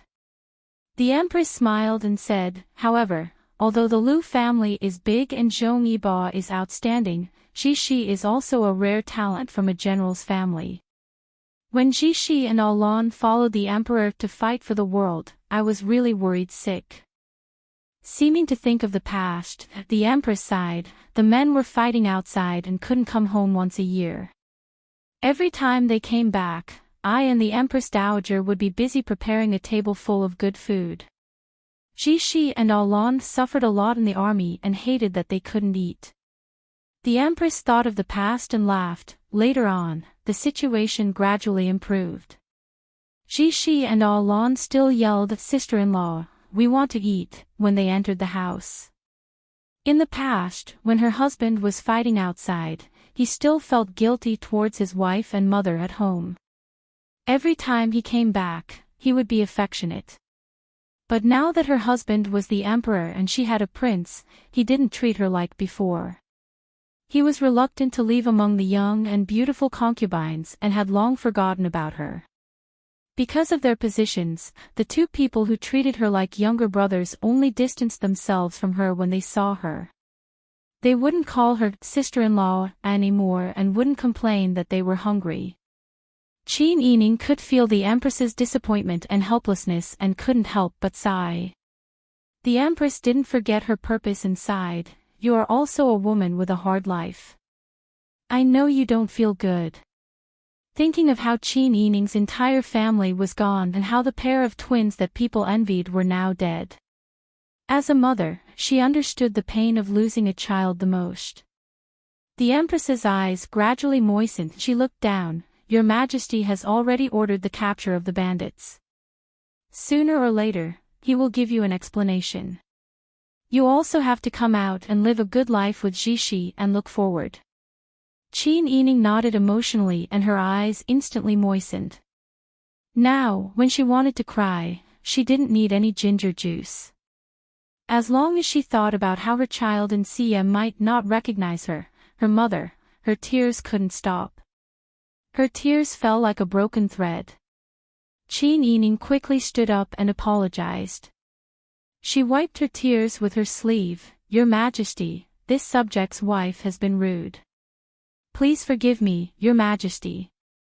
The Empress saw that she was sad for her child and family, so her heart softened and she shed a few tears. "Ai, there are only the two of us here. We are just having a heart-to-heart talk. What are you guilty of?" "Thank you, Your Majesty." Qin Yining still bowed deeply. Her heart was slightly relaxed. She shouldn't be in any danger today. The Empress was a gentle person and her thoughts couldn't be considered evil. She wouldn't do anything to hurt her. However, the Empress pretended to have a heart-to-heart talk today, but in reality, she was testing her attitude towards Zhong Yibo. Qin Yining knew that Bian Ruhan must have taken her kidnapping and scaring her that day seriously. He might have already exaggerated and reported her. As expected, the Empress wiped her tears and said as if she was speaking her heart, "Although you and Jishi have been through a lot after marriage and that kind of thing happened in your family, Jishi's feelings towards you are truly moving. At that time, he would rather quarrel with Your Majesty than go to the Taten to find you. This one already felt envious when I saw it. Not to mention this one, even Madame Zhong Yibo felt the same way." Listening to her words, the Empress' meaning was, "Although you and your husband lived a miserable life, your husband truly loved you." When she mentioned the Taten, it was inevitable that she would think of Zhong Yibo's experience of going through hardships together. However, Zhong Yibo already has a wife, so you should be honest. Although the Empress's words were tactful, the meaning behind them was like a slap to the face. Qin Yining had never done anything unethical, but because of Bian Ruhan, this troublemaker, she was here to patiently listen to the Empress's beating. Qin Yining suppressed her anger and smiled gently. "This Chenfu has always felt this way. If this Chenfu was someone else, would also feel envious." The Empress choked. No matter how she heard it, she felt that these words were sarcastic. However, looking at Qin Yining's clear eyes and the smile on her lips, she couldn't be sure. The Empress smiled and said, "This one always feels carefree when talking with Wang Fei." Her eyes flashed slightly, and she said, "This one has a presumptuous request, but I don't know if Wang Fei can agree." Qin Yining's heart immediately jumped. It seemed that this matter wasn't over yet. Why does your majesty need to be so polite? If you have any orders, please don't hesitate to say it. This Chinfu will do her best to do it. As Qin Yining spoke, she had already stood up and respectfully bowed her head to wait for orders. It had to be said that a noble lady like Qin Yining had been taught by the palace's mamas who were in charge of etiquette and rules. Her every action, every word, and every action made people feel comfortable and fond of her. When the Empress saw her bow, it was as pleasing to the eye as if she was passing through flowers and brushing willows. Her heart softened a bit, and her voice also softened. To tell you the truth, this one came here. Although this one has good food, shelter, and other necessities, I still have to abstain from meat and pray in the temple every day. It's a bit lonely. This one has always gotten along with you, so this one wants to ask you to stay by my side and accompany this one for a few days. I don't know if you're willing to part with this one. Come and accompany me. In the end, she used I and didn't refer to herself as this one. Qin Yining understood that the Empress was putting her under house arrest in disguise. Because Bian Ruhan had accused her, the Empress couldn't tell who was telling the truth and who was lying. Therefore, she wanted to keep her by her side and slowly investigate. If she really had an affair with Lu Heng, she could also break them up in disguise during this period of time. The Empress had good intentions. However, this decision was too infuriating. The Empress's words were tactful, but she was still the Empress. Her orders were imperial edicts. Qin Yining couldn't refuse. You're tuning into the LoveLore Library YouTube channel. We're so grateful for your support, and don't forget to subscribe to join us on this incredible journey through captivating stories. Your generosity through donations truly makes a world of difference, as it's the primary source of revenue that allows me to expand and enhance this channel for you. Thank you from the bottom of my heart for being a part of this adventure.